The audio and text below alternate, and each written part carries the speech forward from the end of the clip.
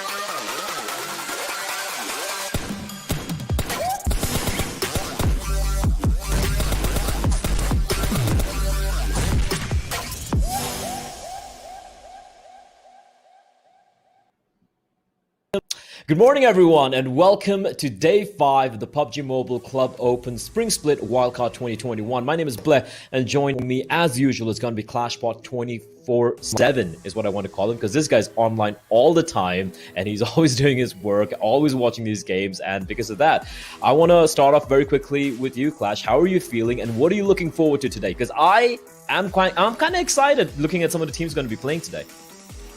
Well, I'm also very much excited and also pumped up, just like the teams Group A and Group C. They'll be playing here for the first time, and also this is going to be the last time they will be facing. So it's going to be a very much interesting thing to see what's going to regional finals. So it's going to be a very much interesting thing to see what we can expect, what we are going to see from this team. So yeah, this is going to be an interesting thing to see. Yeah, it should definitely be interesting. Also, let's take a very quick look at the prize pool we have here. It's going to be a total of $29,200 on the line here for the PMCO Split Wildcard 2021. Decent amount of money. First place, a big chunk of the prize pool. Second place as well. But as we all know, it's not just the money these teams are fighting for. It's going to be those top 2 spots, which will allow 2 teams out of 32 to qualify for the next stage. Again, the way it's broken up is going to be 32 teams playing, top 16 playing in the group stage, which ends tomorrow, will qualify for the playoffs, which is going to be taking place over 5 days next week after the 2-day break. And from those 16 teams, only 2 will move on to the next regional stage of the tournament. Let's quickly talk about the teams. I believe should be what it should be touching upon next. Let's talk about the teams we're going to be playing today. But before that, also kind of like breaking down, well, never mind, we're going to be having the teams coming up here. Group A, it's going to be APES, WCK Team Rage. Now, pick a couple of teams here for me, Clash, and just kind of let me know why you're excited and which teams people should be keeping an eye out for. Well, I'd love to see teams like, Team Hype or Cosmonaut Esports, Wonkru to really, pull up their fight and climb up in the leaderboard, since they are including Tencent, right? They are the only teams who is currently not in that top 16 bracket list. And also, this is going to be the last day to prove and to get those points to qualify for the regional finals. So I'm pretty much looking out for those teams. And also, there are a couple of teams in that top 16 bracket, like 5Power, PeaklySeven, and all. They're really close. The numbers, the points, it's really close. One single point can change everything for themselves as well. So this is going to be, I'm pretty much excited to see these teams. Yeah, these are the teams I would be keeping an eye out for as well. But let's take a look at the overall standings to kind of paint the picture a little bit better, right? We have APES Incorporated and Astro Academy in the server for the very first time together, which should make things extremely exciting, because both these teams, I mean, look at the number of kills APES have, right? They are a sort of team who just goes in for the jugular, and that's also something Astro Academy likes to do. So, I mean, these two teams are going to be gunning for each other in the server today. Yes, of course. They've been really, really aggressive. They've been killing so many people so far. But, this is Group A and Group C. I think there's going to be some new things coming up from the new team, since they will be playing for the first time here. And also, we're talking about these teams, who is currently at the bottom or the second half of the overall ranking here. That's 5 power, PeaklySeven. Look at the points. That's not much of a difference. And to enter that top 16 bracket, I believe the teams who is not there, they should be crossing that 60 points marker. And Way to Conquer, Victor Gaming, teams like Way to Conquer and Victor Gaming, they're not playing today. They still have one more day tomorrow, which is kind of interesting because those points, if you take a closer look at those points, 5 power, PeaklySeven, that's not much difference for them. Yeah, it's going to be a good day for these teams. And also, if we take a closer look at the Wonkru Cosmonauts, you know, they will be playing today. And I think those teams who is below 50 points, it's going to be really hard for them to qualify for the regional finals. But since they only have 4 games, you know, it's definitely going to be a little bit harsh, a little bit rough for these teams to be able to qualify for the finals. Well, so, yeah. I mean, it is going to be hard, but not impossible. Of course, you know, you will. They still have that small little glimmer of hope of making it to the playoffs. Of course, like you pointed out, if you're below 50 points, 50 points is going to be very, very grim indeed, because you're going to have to rely on some of the teams in the top 16 who already have kind of qualified right now to make some mistakes, to stumble a little bit, to allow them to sneak into the top 16 spot. So everything's still on the line here as we enter the penultimate day of the group stage here in PMCO Spring Split Wildcard. We can take a look at the schedule of the day. As usual, no changes here. We will have our usual Erangel, followed by Sanhok, followed by Miramar, and to finish things off, it's going to be Erangel once more going full circle. It's going to be Group A and Group C once more, reminding our viewers as to the two groups are going to be facing off against each other today. And also, I guess we can touch upon the points and how the points will lay out. Right, it's a usual thing. First place, you get 15 points. You get 12 points of second place. Third place is going to be 10, 8, 6, 4, 2, and from 8 to 12, it's just one solitary point, and 13 to 16 is 0. It's kind of unforgiving, right? If you're going to place anything outside of the top 4 or 5, you're not going to be accruing too many points. So one thing we've seen is so many of these teams, they do really like going for those kill points, as I do believe we have the game ready to go live here, and we're going to be jumping into the server without wasting too much of time. And look at that plane path. That's interesting. I don't think I've seen that so far in the group stage. You're starting off from Stalber and cutting across the map diagonally and kind of ending between Primorsk and Military Base. Any ideas or any thoughts as to which direction some of these teams might be heading towards? Well, we've seen Cosmonaut Esports dropping down to the Yasnaya before. They are trying to play a little safer game since they are not in that top 16 bracket. They're currently, I think, rocking with about 37 points, which is not looking good for the teams. And also for the teams like Astra Academy and Equinox, they used to go somewhere around the Noboripnoi, right? But today, the plane path is really far away from military base and also really far away from the Noboripnoi. And it seems Astra Academy, they will be ditching Noboripnoi today. And well, if we take a closer look at the Cosmonaut, it's not looking good for them since they have a company right with them. They do. They do indeed, right? Like, again, these groups are playing for the first time against each other in the group stage. So, like you pointed out, there are going to be opportunities, or rather, there are going to be moments where 2 or 3 teams are going to be dropping in towards the same area. And you said Astra Academy is not going to be heading towards Novo, but they don't care about what the plane path is, Clash. They're still going to be heading towards the northern side of the military island. And considering the circle is cutting across half of the military island, they're going to be feeling pretty comfortable. They're going to be heading towards Novo, looting up, then heading towards the western side of the island, maybe. They have, however, I'm very sure they've spotted out Reaper X dropping towards the military base as well. So that's a team they're going to be keeping an eye out for. But that circle is brutal, because you see so many teams outside of it towards Stalber, towards the eastern side, as we have Blancos rattling off a number of bullets. He does deal a bit of damage onto one of the members of Equinox, but it looks like Equinox will be driving off into the horizon, not really suffering any casualties here this early in the game. Yeah, talking about the circle, you know, this is it's the similar circle that we've seen in the probably 2 days, in the first 2 days of the Erangel here. And Astra Academy, it seems they just wanted to take a long route to the Nova Hypnoid, just trying to figure out if there's anybody towards the, in the military base so that they can add some more points to the name. I believe Astra Academy, they are, they have a higher chance, almost fixed that they will be qualified for the finals, right? Because they are looking good in the leaderboard with 100 plus points, which is really good. And hopefully the circle goes towards them. Reaper X, they also have changed their drop location. They used to go somewhere around the Rozak, but now they have completely changed their drop location, and they're here in the military island. Maybe they will be seeing Astra Academy anytime soon. They're in the military base. If they try to, if Astra Academy tries to rotate a little towards the military base, they could find Reaper X. Okay. Also talking about Team 5 Power, they played really well. Oh, buddy! In the previous. I'm sorry to cut you off there. I had to mention that Bunny gets run over early on by Reefers. That is just. Oh man! Yeah, with a name like Bunny, you expect him to be like a bubbly personality. I like to think I don't know the guy in real life, but I like to think of someone calling himself Bunny to be like a sweet, nice guy. But Unity, they don't give a damn. They're still gonna run him over, and that's an early end. That's the first casualty in the server, and the first blood being drawn by Team Unity. But yeah, sorry. Go on, as you were saying. And I was talking about 5 Power, right? 5 Power, they usually go towards the hospital area, and that's what they are doing, which is good.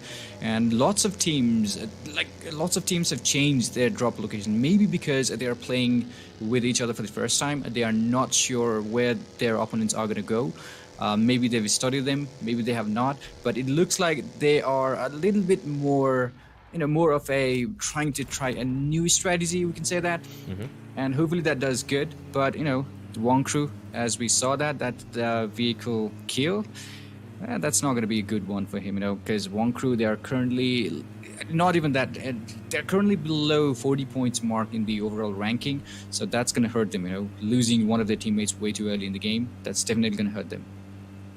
Yeah, that's definitely going to hurt them, right? Every time they lose a couple of players already, like you pointed out, below 50 points is going to be an uphill battle, and you want to have all 4 players alive, especially when you're going to be facing off against teams like APES, like Astra Academy, who are in the server. Let's not forget 5 Power as well. Let's take a look at the map. I want to take a look more closely as to how this might play out, right? The majority of the safe zone is still empty. If you look at it, we can see a bit of a migration. It seems Unity and APES moving into the safe zone pretty early on. 5 Powers towards South Georgie. They're going to be feeling comfortable looting up there, but they have neighbors in the form of Exodus and Equinox who are still looting up a bit, but eventually they will be moving on down towards the hospital area, South Georgia Pole.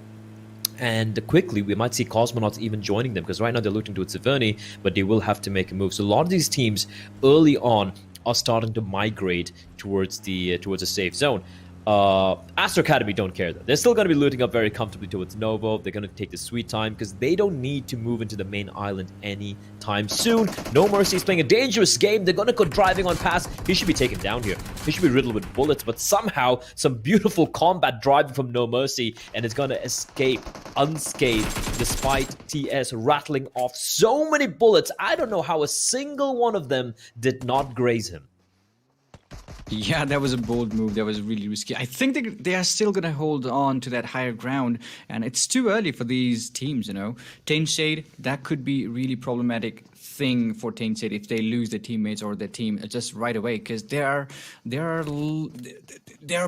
somewhere near the 50 points marker, and they should be able to get some kills, hopefully a chicken dinner as well if they want to qualify for the finals. But yeah, as we saw in the previous circle, so many teams, they've changed their regular drop location. I don't know why they did that, but okay, we have something going on here. Well, we have a bit of a battle breaking out, an early skirmish, and it's going to be a much more different start to the game than we saw yesterday, right? We didn't see a single kill, I think, till the 17th minute or something ludicrous, and we saw this multiple times on multiple maps. And this time around, though, early kills, early battles breaking out. We have a member getting taken down by Team Gravity. Whisper, however, getting shot from the side non-stop, almost knocks him down on a sliver of HP. Whisper will crouch down next to his buggy and try to heal himself, while Wiz, his teammate, providing a bit of covering fire, a bit of suppressing fire, keeping Nonstop stuck behind the rock, and Nonstop is going to deploy a couple of smokes. His teammates are arriving to help him out. P7, they're a team who don't like taking too many fights. If you look at the leaderboards, we notice how the majority of the points come from the placement points, right? They don't really like going for a lot of kills, or rather going for fights. But right now, they might be forced to do so. They might be forced to take this fight because the circle is moving in, and we see Team Gravity still sticking on around. Whisper all by his lonesome, but it looks like P7 are going to be evacuating the premises. They're not looking to really duke it out here, especially in the blue. They're a team who likes to play the sort of PUBG Mobile you like to play, Clash. Like, where they play it safe, they play the odds, they play the zone, they don't go for unnecessary fights, and despite losing a teammate, they're going to be okay with that. They're like, it's fine. It's rather all three of us survive here and have a higher placing than go for a risky, a risky battle against a team who have all 4 players alive, where we could potentially get wiped out early in the game. Yeah, of course, that's something they have to do since they don't have as many games left. Only 4 games for them to qualify. But a bit of a buggy moment there. Okay, he's back. Non-stop from PeaklySeven. PeaklySeven, as you said, they've been playing so passively. They've been focusing on those placement points rather than the kill points itself. But coming to this point of game, day 5, right? These teams, they've played 8 matches already. This is the 9th match. And with only 4 matches to go, I think more passive games and getting those placement points is more important. Whoever is currently down there at the bottom, outside that top 16 list play, I think they should be more focused on getting placement points rather than going for the kill points. Of course, kill point matters. It's going to be a huge importance as well. But placement point is something they should be more focused on. Since it's about 60 points, 60 points so far. 60 points is the bracket for the top 16 list, and they should be able to break that point by the end of the day. If they don't do that, well, they're going to have to go home with just a consolation prize. And you got to remember as well that is a moving target, right? The 60 points we see right now is for today, is for right now. But tomorrow, the teams who are on 60 points will have 4 more games to play. So even though you might finish playing all your 12 games today, and you have kind of solidified your position in the top 16, there is a chance you might get knocked down from the top 16 tomorrow by the other teams who haven't played.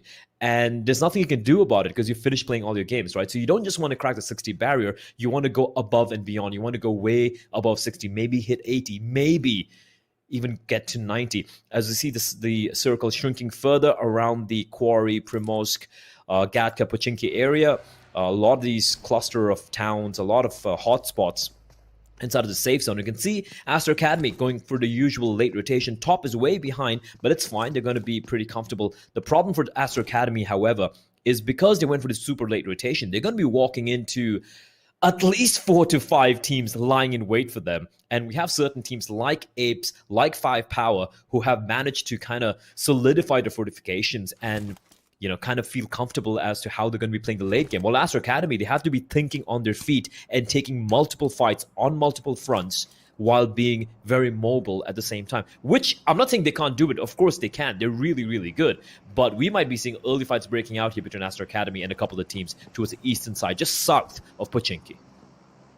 Well, the way the Astra Academy is moving, even if they lose a couple of teammates or even if they lose their whole team, that's not going to make a huge difference because they're already with 100 plus points, right? About 114 points or something like that. But if they engage in a battle with Team Tencent, which is currently inside that circle, that could be a huge problem if Tencent starts to lose their teammates because they are not even there.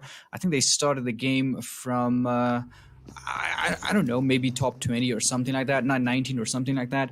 So that's going to be a really problematic situation for Team Tencent. However, Team Astra, as you said, they are still looking good. That was a bit of a late rotation, but they are comfortable since Novo Repno is their home. Now they're out inside the circle, which is completely fine as well.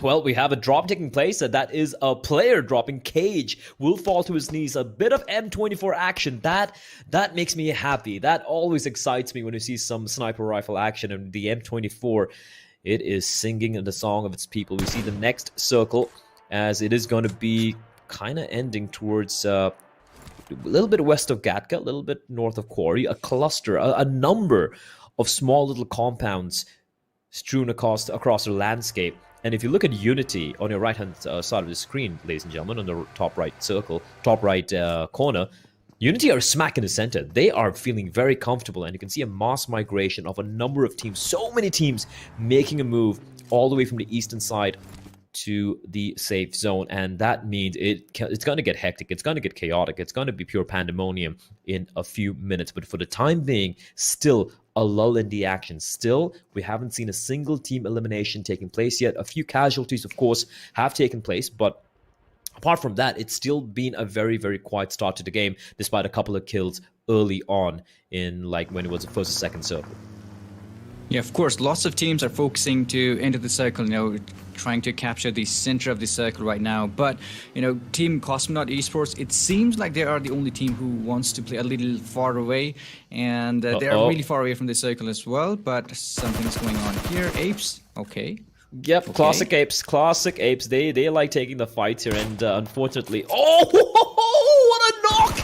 a knock by Sanchir. Hazard peeks his head, pop, goes his head as well, and that's going to be Sanchir. He finishes off one player, he knocks down another, and things are not looking good for Team Gravity. And Apes showing they are not, even though they're king of the hill right now, they're showing why they are the emperors in the server.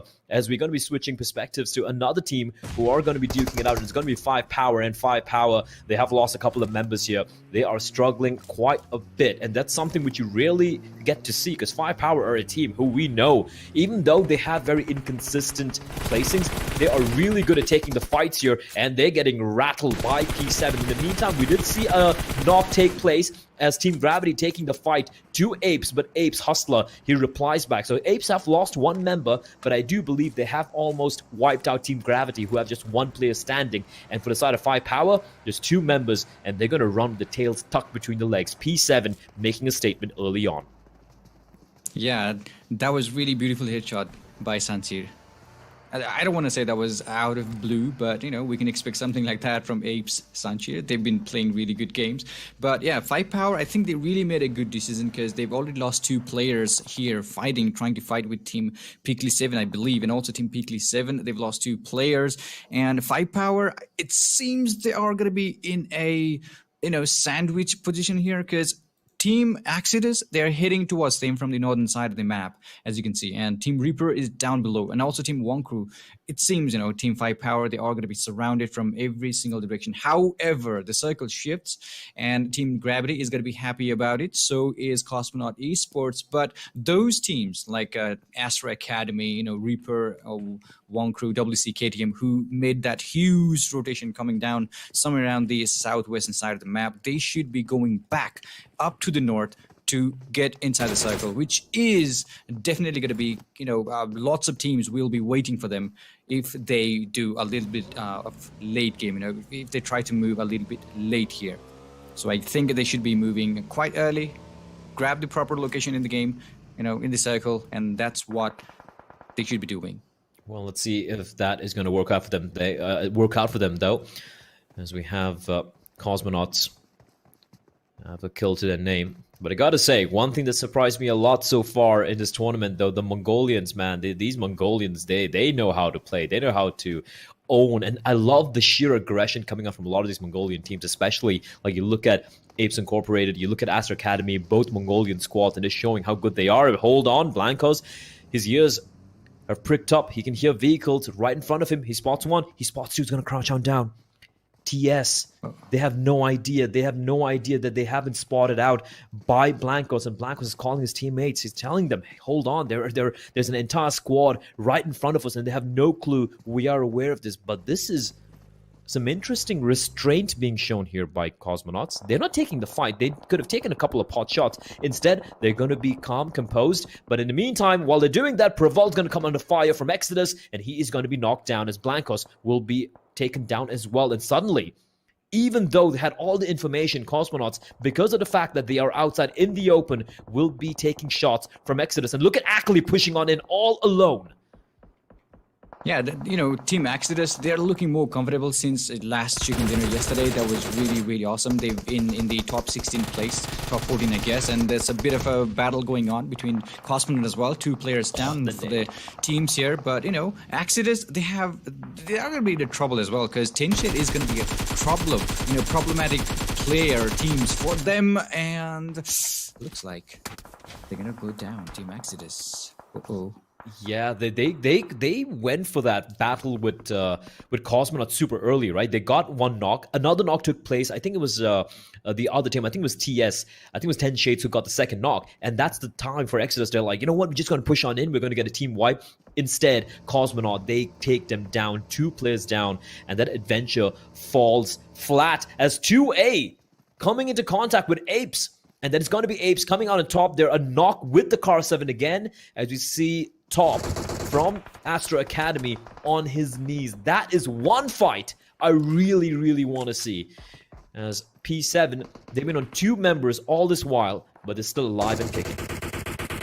So we still have 13 teams alive in the game, and Exodus, I think they did a huge mistake there. They knocked a couple of players from Cosmonaut, right? And they were like, okay, we should go. We have 2 knocks, we should push. But they didn't notice there was a team, 10 Shade, waiting for those moments. And once they saw Exodus there, they just killed it. But we have a bit of fight going on between Team KTM, who's currently holding the ground, and also Reaper. That they made a huge rotation. And I guess we will be losing a couple of teams from this western side of the map when, here in the 5th cycle of the game, and also Team WCKDM, they have some time to revive the teammate, which is good.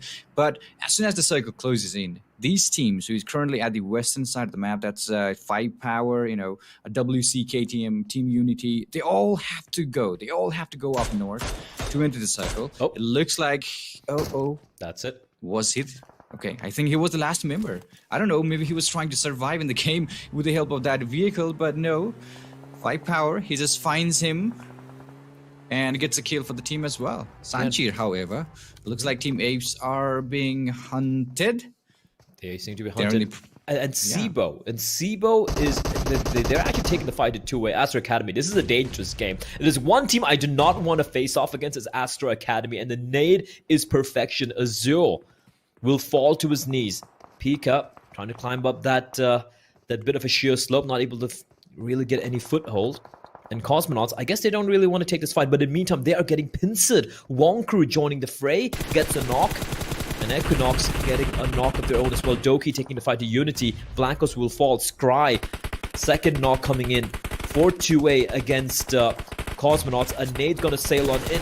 Gonna do so much damage through the smoke, through the vehicle. Action with his M4 of his. Top's gonna find trouble, and it looks like the end here for Cosmonauts. Just so brutal 2A can be in some of these fights. And it's not looking good. It's not looking good. And Action, he's taking a fight with Sam as well. Reaper, Sam trying to be cheeky, coming in from the side. And Action's like, hold on there, hold on. Someone's shooting at me. And he takes him down.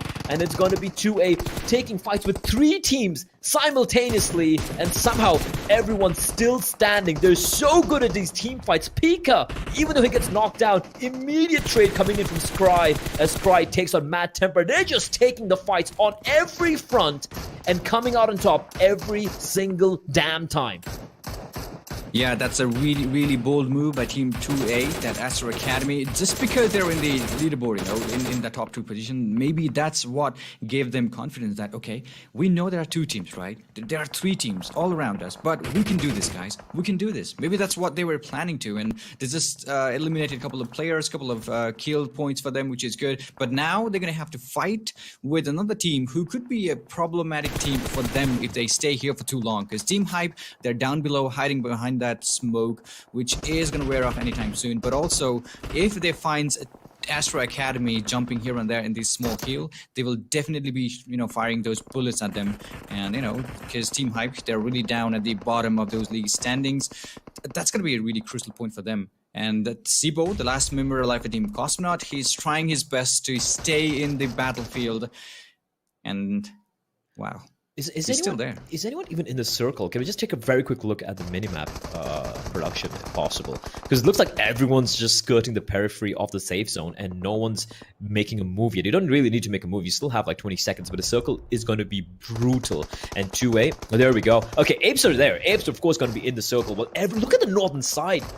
It's just a kaleidoscope of death. So many teams clustered around. No one really looking to make a play because it's open terrain. It's open terrain. There's not much of cover. I don't see a single compound or a single hut for any team to find any cover. It's going to come down to the trees. It's going to come down to some bushes providing some cover. As Sibo, he's waiting patiently. He can hear Wonkru members just running around. No mercy. He could be done for. Sibo waiting for him and takes him down with a Tommy. That was a really patient game by Sibo, but he's going to be taken down. Instead, Astro Academy, they're not going to leave that player alive, you know. Sibo, he tried his best to hold on to his ground, but no mercy. He just came right in front of him. He couldn't hold back. He couldn't have that patience for longer, and he tried to shoot those players down. But we have Apes, Sanchir, still looking good. Team Apes, they're just taking control of this high ground. It seems they're going to be losing one of their teammates, but, you know, Team Apes, 2-player is, I believe, more than enough, since they don't even have to worry about the points anymore. They're just playing for fun. They're just looking to ruin everyone's day, right? They're like, oh, you won 30 points? Well, screw you. We're still gonna kill you. Apes are just so much fun to watch, but right now, Astro Academy, right? They are second place. They have a lot of points. They're still trailing behind Apes, but a good game here. They have all 4 alive, man. They were fighting 4 teams at one point in time. They still have all 4 alive. 13 points!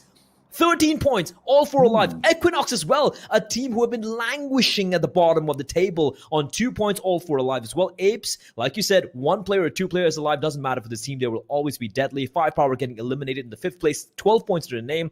A pretty high fragging affair for the side of 5-power now.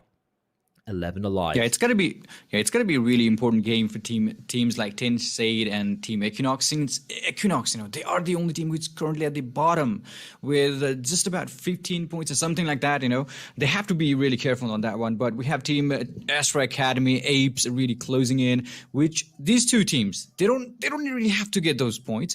They are already there in the top 2 list. Why bother, you know, making other teams difficult for them to enter the top 16 bracket? Just give them up. No, I feel like for teams like Astro Academy and Apes, it's all about making a statement, right? It's like it's about showing that we are better than everyone else in the server. 10 Shade will finally fall. They just get 2 points for the kills, but of course they have the placement points as well, so they're going to be feeling okay with the way it's played out. Astro Academy, though. Scry has been knocked down. Now, the res will come on in the moment I take his name. Make that a 4v4v2, of which Apes are just down to 2 players. Sanchir, he had some sick knocks earlier, and he's creeping on in from the side. Equinox, they need to be very, very, very careful. Kangaroo, he seems to be unaware. Nade sails in. Kangaroo, he should have seen where the nade came from, so he has an idea that Sanchir is nearby, but everyone's snaking, everyone not able to spot anyone over the grass. Yeah, you know, whenever there's a situation like this, like in the open circle, it's always a better idea to throw a couple of nades just behind some cover, like near the trees.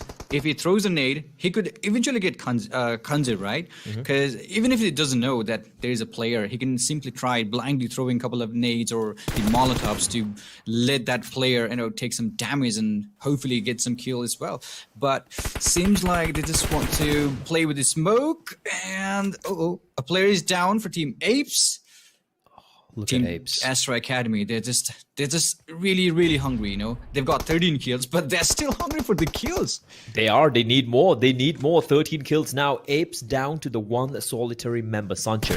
Now, how's he going to play this? Perfect camouflage to be having in a terrain like this. He spotted Archer, and Action's going to get a headshot. But look at Doki. Do not forget Doki coming in all the way with the left flank, as Archer should be finished off here by Action. It's 15 kills now for 2A for Astra Academy, as they're going for the stars here, looking for more.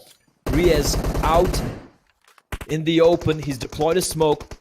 He has a little bit of cover in the form of that rock. They're waiting for the flank from Doki. Doki is sneaking in, but time is of the essence. He needs to make a play here. And look at Sanchir not moving. He doesn't need to show himself. He's just waiting for the teams to take care of each other. And Doki, he was flanking, but he gets taken out by the nade. Absolutely brilliant nade from 2A. Still all 4 players alive. What can Equinox do to prevent 2A from taking another chicken dinner here, Clash? Well, it's looking really bad for Team Equinox. They had 4 players alive in the game, but now they're down to 2. There's no way Doki is going to be revived, and Team Astro Academy, they're slowly crawling in. Look at that. Look how close they really are. Lots of smokes being thrown. There is another nade. These guys, they're just trying their luck with the nades, and Kangaroo steps up. I don't think that was a good idea as well for Team Equinox. They're losing one player after another in this last circle here. APES, however, Sanchir, still looking good. He's still like, okay, I'm good. I'm one-man army here for the Team APES. Oh, the nade, though, it actually finds him. And Pika spots at Sanchir and some of Equinox. They at least get the res on. They get the res and they get the heal as well. Kangaroo is going to be creeping towards his teammates. But Astro Academy, they should be aware now. They know that it's probably most likely a 4v2 and they're going to be bullying the members, but Doki replies back. They're going to fight too, but somehow Astro Academy come out on top. The trades were so very quick. Listen, I've lost count of how many kills they had, Clash, but it has to be close to 20, right? 33 points, 18 points, but they came in second. Did they come in second? No, they got in first. My math is terrible. I apologize. I thought they came in second. Dinner, yeah, they got a chicken dinner. I do apologize for that. That was just too much for me to consume in those few seconds. 3,000 points of damage, 18 total kills. Astro Academy, they get 33 points. I think we might have a challenger for Apes Incorporated, Clash. I believe that a team has finally risen up and are taking the challenge to these guys. It seems like the teams are divided into 2 different sections. Okay, who's going to come first or who's going to qualify, It's just like that. And Apes and Astra, they played really well. Astra Academy, they just left Apes to their right. They knew there were a player from Team Equinox right ahead of him. So that could be the reason. Okay, we can take down Equinox with easily, right? Apes, they could be a problem for us. So why not take down some Equinox squad first? So they crawled on to the left side, took those players down, and beautiful chicken dinner for Astra Academy. Well, let's take a look at the MVP, though, and I don't know who to pick. I think Astro Academy, everyone was doing everything. We have Action, who will be the MVP, 900 points of damage, 6 kills to his name, alongside 1 assist. Let's take a look also at the top 4 players, and I don't think I'm going to be surprised to see 2A everywhere. There we go. Top, Pika, Action, and Mondo joining the frame. Mondo, Firepower had a pretty high fragging game. Unfortunately, they're a team who seem to always get the kills, Clash, but they don't seem to get enough placement points. Yes, indeed. Maybe because, Team Astra Academy, they've been killing. They've been absolutely dominating. They started from the Nobu Ipnoi, made a huge rotation, tried to pick as many fights as possible, and, 18 kills. Can you believe it? Did Hershey just, go around the planet or something? 15 kilometers travel. That's... I don't think we've seen that much distance traveled so far. Not even in Miramar did we see so much distance being traversed. Yeah, but, well, I'm not surprised to see Hersey making that huge travel because Tencent, they should have done that, the passive games, the late game action is what they needed, but that was unfortunate for them to be eliminated when they were trying to hold on to that northern side of the map. And, Astra, as I told you, they were just simply killing it. They were killing every single person in their process, in their rotation process. Well, let's take a look at the match standings, though, and it's going to be Astro Academy, of course, right on top. Apes Incorporated, yeah, they only get 5 kills. I say only. That's because Apes generally don't drop, they don't get a top 3 placing without at least getting 10 kills. But they do get the placement points, coming in third. Sancho doing a great job staying alive for as long as possible. Equinox, finally, something going their way. So 33, 15, and 14, 5 power and 12 points. They're going to be feeling pretty decently happy with that. 10 Shade with 10, Unity on 8, WCK Team Rage 4 points, and Cosmonauts with 4 for themselves. Heading to the second page, the second half of the match here, we're going to be seeing some teams kind of struggling, and it's the usual teams, right? Like Team Gravity, though, they are PeaklySeven and Team Gravity would be looking to kind of, alongside Exodus, would be looking to kind of solidify their position in the top 16, and a performance like this in the opening game here. And again, today's going to be the last day these 16 teams, or rather 14 teams, are going to be playing. So every game matters. You have only 3 more games remaining in the day in the group stage for these guys, and tomorrow it's going to be the other 2 groups are going to be playing, so you want to accumulate as many points as possible. Let's take a look though at the overall rankings as it stands, and quick thoughts, Clash, on this. And look at that, 5 points difference now between Astro Academy and APES Incorporated, and both teams have only 3 more games remaining to be played. Well, maybe Astro Academy they could dethrone APES, but it's not just about the title here. I think it's more. Like I told you, there's 2 groups at the top, and there is another group down at the bottom who wants to enter the top 16 bracket. And if you take a look at the first game, the result of the first game, I don't think those who started from that below 16th place, it's definitely not good enough for them. That game, it was not good enough. Yeah, teams 10 said they did good. 10 points added to their 50 points. They are now looking good with the 60 points. But as we can see, Way to Conqueror, they still have a day to go, right? They will be increasing those points. So Tainsade, I think they should be more focused on getting more points and climb somewhere around the 10th or maybe 7th place in the overall rankings, so that they can confirm that they are to the finals. Indeed, just cracking the top 16 today is not going to be good enough, right? Like you said 60 was a barrier, but look at it now. Victor Gaming, they have 60 points, and they're in 17th place. Of course, Victor Gaming ignore Battalion 5, Nikon. They will have an opportunity to play tomorrow. They have 4 more games remaining to be played, but like you said aptly, it's starting to get very, very, very cutthroat. However, at the bottom over there, Cosmonauts have risen up, mind you. They were looking very, very rough, but they've managed to step up. But Team Hype, man, I gotta say, I remember casting Team Hype a year back. It was obviously a very different lineup, but this time around, they have really, really struggled to deliver. It's just been a very rough day in the office for them. Today's the final day they're going to be playing. So in a scenario like this, Clash, where you kind of know that your chances of qualifying are pretty much negligible or very, very small, what do? Do you just play for fun and try and target a few teams, try and make things more interesting, or do you still play the way you've been playing all this while? Well, I would rather go aggressive. I'll try my luck, because it doesn't matter if I get placement points only. It doesn't matter, because it's not going to be enough for me to climb up in the leaderboard itself. So I'd rather go aggressive. Right off the bat, I'd rather kill some players and get some points, and hopefully get some chicken dinner as well. That's going to be a huge advantage regarding the points as all and all. But yeah, I have no idea what they are thinking. But if I were the team who is currently at the bottom of the league standings, I would rather go really, really aggressive. Forget about the passive games. Fair enough. Just YOLO it is what you're trying to say, and hopefully we get to see that. We get to see some of these teams, even if they do go out of the tournament. I want to see them go out with a bang. But right now, we're going to be going to a very quick break, ladies and gentlemen, and we're going to be jumping in with more action here in the PMCO Wildcard Spring Split 2021. Coming up next after the break, it's going to be Sanhok.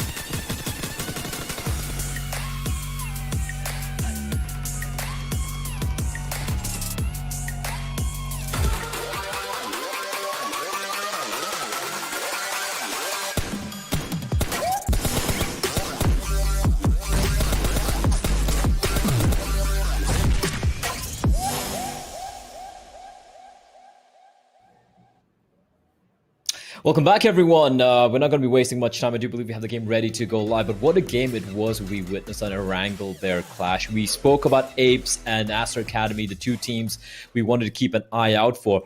And Aster Academy, they came swinging and they took the chicken dinner in style, now trailing only by 5 points as they're going to be heading into Sanhok, and it's going to cut the map straight in half, all the way from up north from Kao all the way down towards Bantai, and that is an interesting paint path. And APES, what are they going to do here? I don't think they're just going to keep quiet and let things lie. They want to take a fight to Aster Academy and show who's the bigger ape in the jungle. Maybe they might be thinking something like that, but you know, if you take a closer look at the other teams like Equinox, they used to jump down here somewhere around the Camp Alpha. It looks like, you know, they changed their drop location in the Erangel. They've changed their drop location here in the Sanhok as well. It looks like they're ready to, you know, break that top 16 list. And APES, okay, they're going towards the Northern Island, we can say that, somewhere around the Camp Alpha, and Bootcamp is definitely going to be okay. Yeah, I'm sorry, that is the earliest knock I've ever seen so far. Yeah, like we said, you know, Team Hype, there is nothing they can do. It's YOLO. Go all out there in the bootcamp, try to get some kills if possible. If not, it's okay. It's okay. They may think like, okay, we're not going to be qualified for the finals. Maybe we can try, okay? We can at least try to get some kills and hopefully chicken dinner in the late game. That must be what they are thinking. So Aster Academy, this is their hometown. Bootcamp is their hometown, and they will be, you know, it seems Team Hype knew that Aster Academy would drop here. And yeah, that's a bold move by Team Hype, by the way. That is, but as they say, and as I said in this fantastic TV show everyone should have watched, The Wire, you come at the king, you best not miss. Pick up. Drawing your first blood, Scry's going to find Spike when and Hype, man. We were talking about them doing something, you know, different. They're trying to like be a little bit more different, trying to throw a spanner in the works, trying to make life a little uncomfortable for some of these teams. And unfortunately, I mean, I don't blame them for taking the fight.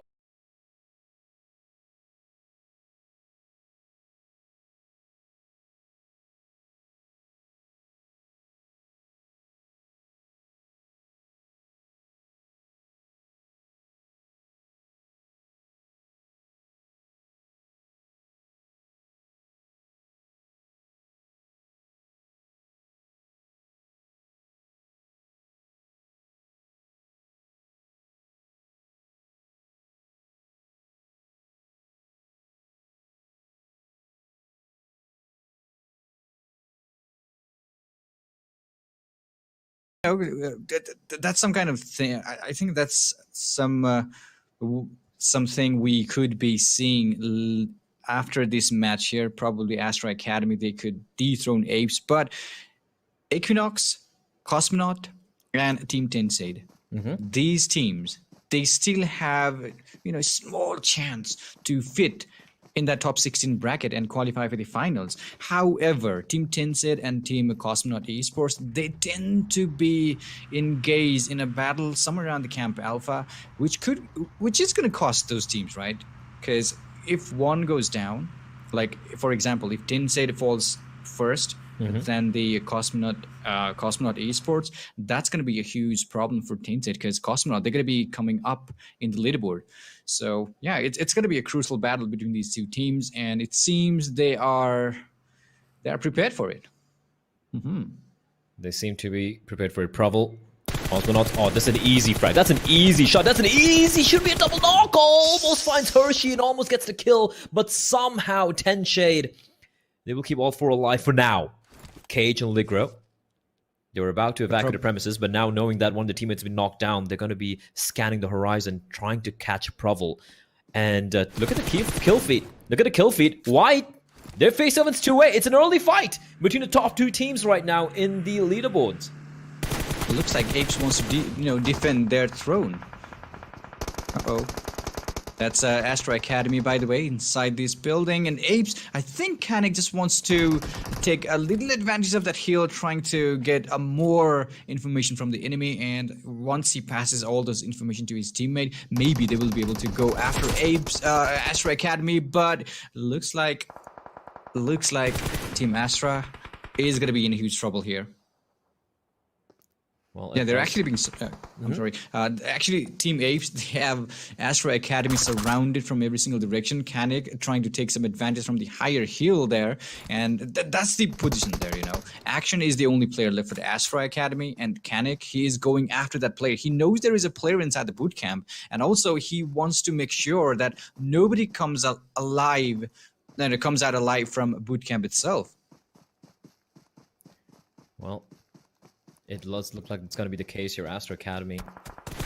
But it's kind of expected, right? When you have these two teams face off against each other this early with no other third team in the fray, it is going to be a very, very rough battle. Look at this. Astra Academy, 3 players knocked down. Pika will be prioritized, and he will be res. And Action needs to heal himself up as well. Ape, Sancho, and Hustler, the res come in. So after this initial skirmish, no one dropping yet. Up as well. Ape, Sancho, and Hustler, the res come in. So after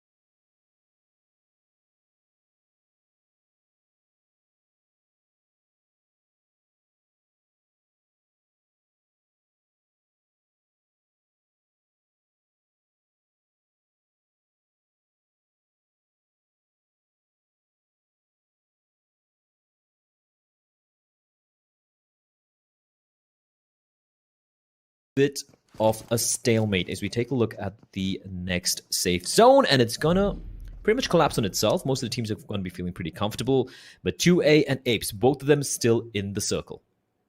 Yeah, they're still there in the boot camp as well, and you know, that's a good thing. You know, the Team Apes, they got a couple of knocks.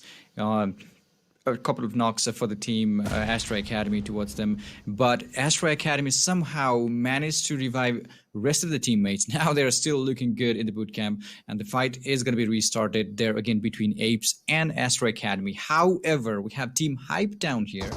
I don't know what they are thinking. They've lost 2 players already. There goes another one, I guess, and there is one last player left for Team Hype, which is, I don't know what he's thinking. It's looking really bad for Team Hypes. They're just losing their teammates one after another. Look at that team Gravity. They're just looking for Assault, trying to pick. Mowed down. That's it. Yeah, just completely wrecked there. There's nothing he could do. Assault was last man standing in Team Gravity. I like how they just pushed in like a pack of hungry wolves, not really giving a single chance for him to potentially even get a knock there. Yeah, and Hype Assault, it seemed like he was not even trying, you know. He knew 4 players coming towards him. He knew he was going to be killed. It looked like he didn't even try to get those knocks. I mean, what can you do in this scenario, right? He did try to rattle off a few bullets, but yeah, like it's Hype have looked very rough indeed. Falcon's going to be pushing on in for the res, but he should be careful. There's a team nearby. Blancos spots him out. Falcon is he going to stick it? He is, because he's got backup arriving. He's got Hershey, and Hershey's going to get the knock, actually, with the Vector. And now, suddenly, the Hunter has become the Hunted, but they can't go for this finish off on Blancos, because Azure is nearby. That Molotov could make life a little miserable for Azure. He will be forced out of his position, and that's an opportunity for Hershey to try and finish off Blancos. Blancos has crawled away. He's got a bit of a ridge to provide some cover. Hershey's trying to find that kill, trying to get that extra point. He's going to spot him out from behind. He rattles off a few bullets. Spots on Blancos as Azure as well. Hershey with the double. And things have gone for bad to extremely, extremely grim for the side of Cosmonaut. Sibo going to be the lone man standing here because Azure and Provel are bleeding out. And I don't think he's even going to be able to go for the res here. He is getting hunted down by 10 Shade. And 10 Shade, very quickly, it's going to be 3 kills to the name. For Cosmonaut Esports, they're about to lose 2 more players from the team, and it seems Sevo is going to be hunted, just like we've seen against Team Hype, Team Gravity, the way they push. We are going to be seeing the same thing again between Team Tencent and Team Cosmonaut Esports, since Sevo is the only player just trying to hold on to this blue, taking some damage. If in case he buys some time, maybe Tencent could leave the player just behind the ruins and hit towards the circle. But looks like Cosmonaut Esports, it's going to be really difficult for them as well. And okay, that's non-stop from PeaklySeven from higher ground. Really beautiful spot for them. Apes, crawlings, and Sanchir is down. Oh. Sanchir is indeed he is indeed down, and the res, can it come in time is the question, because he is bleeding out. He's bleeding out very, very quickly. I believe this is the second time he's getting knocked down, and that's going to be it for Sanchir. There's nothing they can do. And Kanik and Hustler, 2 last men left standing for Apes. Early battles where Apes have not come out on top, and this is after that initial skirmish against Astra Academy, where Apes were very close to actually wiping them out. Right, there were 3 players knocked for Astra Academy. They're not able to finish up the job. Jocks 999 from WCKTM Rage being forced on back by the grenade, and he's going to try and catch the Admiral from Reaper, but Reaper is going to come out on top, off topic, getting knocked down. Look at them pushing on out together. Sam is so low. He is so low, but he doesn't care. He still want to finish off the player, and it's going to be Jocks jumping in midair, and there's nothing they can do. WCKTM Rage will be the second team to be eliminated. That is a ballsy push from Reaper X. And Sam, my man, the guy has no ballsy push from Reaper X. And Sam, my man, the guy has no fear whatsoever.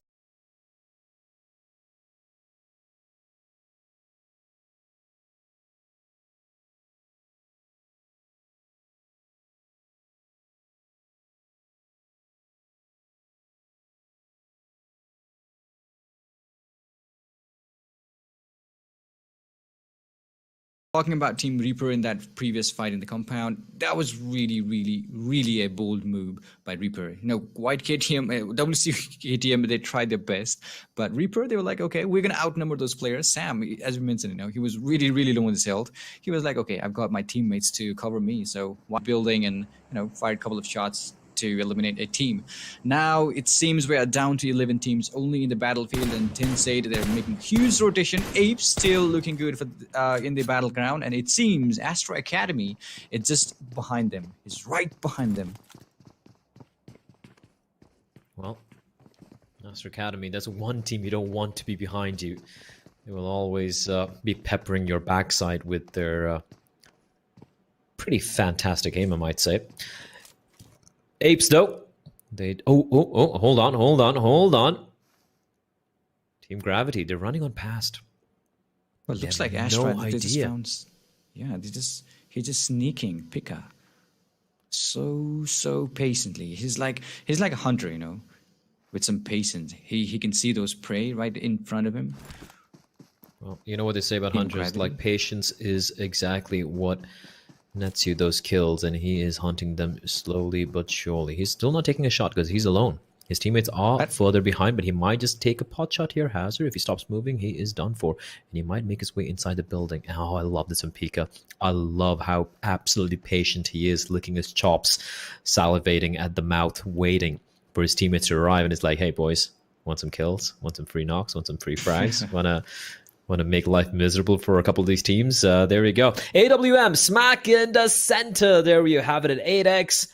The .300 Magnum caliber bullets along with the AWM, the Arctic Warfare Magnum. One of the most overpowered weapons in regular military use. It's kind of cool. Like the AWM was actually, if I'm not mistaken, like it was bought in for. Well, I mean, the name itself says Arctic Warfare, but it's being used in a tropical island, which kind of defeats its purpose, I guess. But what do I know? What do I know? Canna getting dropped, though, and Apes have just one member standing at the moment. Yeah, Team Reaper, however, they're still here holding to this compound after eliminating WC, KTM, and 2A Pika, as you mentioned. He was so patiently waiting and, gathering those information from Team Gravity, who were just trying to enter the circle. But now Team Astra Academy, so is Team Gravity. They have to leave that place. And maybe Team Astra Academy, they could be following Team Gravity's from behind because they know, they've gathered those information, right? Team Gravity, they just passed just right ahead of Team Astra Academy. Pika knows that, and he must have passed those information to his teammate. And there's some rotation coming in from Astra Academy. So is Team Gravity. But if we go back to Team Apes, who's currently the top of the leaderboard, they are still here in the Painan. They are running the southern circle is what we can expect here from. Here in the Sanhok right now, and Tensei, they've made a huge rotation all the way. I think they started all the way from the northern side of the map, and now they are here towards somewhere near the cave. But also Team Gravity, I think they wanted to hold on to the compound down below, but we have PeaklySeven. Look how patiently these guys are waiting.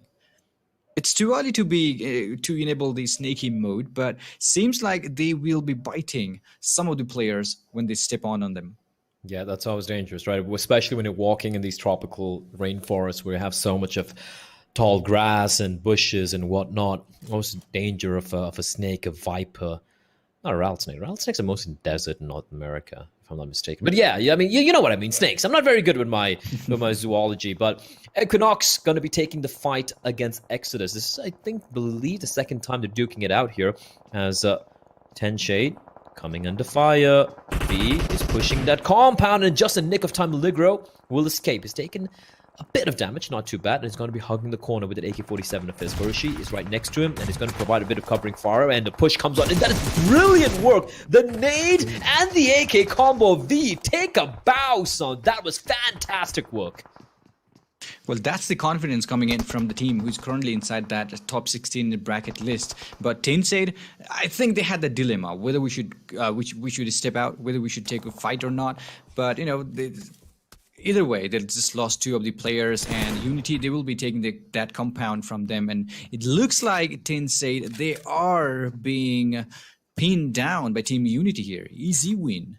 They got that M4. True. They don't need to move though, right? I believe they are in the circle, so that rock it will provide some temporary cover while they try and rethink their approach. The problem is there's nothing nearby. They don't have a vehicle, number one. Number two, there's no other rocks nearby to provide any cover for them to hop towards deploying a couple of smokes. And eventually the circle's going to shrink in. I don't think the circle's going to touch them though, is it? You can see it moving in the background. And it's going to stop. There we go. The circle? Yeah, they're in the circle for now, so they don't have to move, but they need to rethink their approach. Let's take a look very quickly at the circle, though. Look at Sibo under the bridge. He is trying to be a troll, asking for money or food, whatever troll's asking under the bridge, and he's not going to be budging from that position because he has Apes right in front of him, and Apes is going to come out on top. He's going to get the knock, and I do believe the wipe, as we have another team. I do believe that is going to be Cosmonauts getting knocked out from the server. Circle shrinking in further. A lot of these teams outside of the safe zone, so they have to make a run for it. Unity, all 4 members still alive. They are a team who, if you look at the leaderboards, Clash, they are favored to make it to that top 16, so they want to ensure they accumulate as many points as possible today, so that when they be sitting out the games tomorrow, they won't have to be too worried. As 2A, finally, remember, if you throw back your memory a few minutes, remember 2A spotting on Team Gravity running past them, and now they're taking the fight to them. Whisper will fall, and it's going to be quite painful indeed for Team Gravity. They're getting shot at by multiple players from Astra Academy. Yes, of course. They were just following the trail, left by Team Gravity. They knew exactly where they were going. They knew exactly where they were going to hold on, considering this play zone. And it's a good spot for these teams to pick up those fights. Meanwhile, we have some fights breaking down between those two teams. But is that a third-party action? Looks like Pika got eliminated. And that's PeaklySeven, who is doing a huge number of damage from uphill. Unity, they're going to go down as well. Oh, they're in the blue. This is so painful for Unity. There's nothing they can do. Astro Academy will be eliminated, though. In the battle between Unity, they were just taking damage from multiple members, and Unity are getting mowed down by Wonkru. Wonkru's like, wait, hold on. What's going on upstairs? There's so many players. No mercy. He's not even going to bother trying to res his teammates. The moment he pops his head, he's going to be taken down, and Wonkru are going to be lying in wait. 5 kills for Team Wonkru as they're down to the final 6 teams, and only 15 left alive in the circle. Yeah, Wonkru, they will be, they will be gatekeeping those players. And also Wonkru, Tencent, they're really, really close by. Both of these teams are outside that bracket. This is going to be really crucial kill points for both of these teams. No mercy, however. Look how chilled he is. He's just using those first aid kit. It's like, I don't care, you guys carry on, all right? And I'm Wonkru, not going to go. And Wonkru aren't even looking at him. They seem to believe he's no longer there, and this could be perfect for him, right? If he sneaks into the circle, he's going to have the high ground advantage. He's going to get at least a couple of kills before he gets taken down. Yeah, but he's going to have to go through, every single members from Team Wonkru as well. That would be a huge, huge issue for them. I think, I think that player No Mercy just wants to get some more kills, more points. But it looks like, Reaper is gone, right? The Reaper just got eliminated there by Equinox. They were getting shot at by multiple players. Wonkru was shooting at them and Equinox is going to be stealing away some of those kills from Wonkru. Matt Temper needs to res himself, and now Bunny's like, wait, hold on. There's someone uphill, and I think I know who it is. It's Falcon from 10 Shade. He's upstairs, and No Mercy still in the blue. How many medkits does this guy have? Does he have like a mini ambulance in his backpack or something? He's been in the blue for the past half an hour, and he hasn't died yet. Archer from Equinox out in the open gets taken down, teamed up, as Riaz is bleeding out as well. Bunny now, he knows there was a player nearby. He knows Falcon will be in the vicinity. He knows there was a player nearby. He knows King for the hunt. He's trying to spot him, and he should be seeing him. He doesn't find him, however. So lucky. And now, from above, No Mercy. He's going to rattle a few shots, but Bunny with the immediate trade. Falcon will be found out as well by Doki from Equinox, the lone man standing, as it down to a 1v4. Doki against all 4.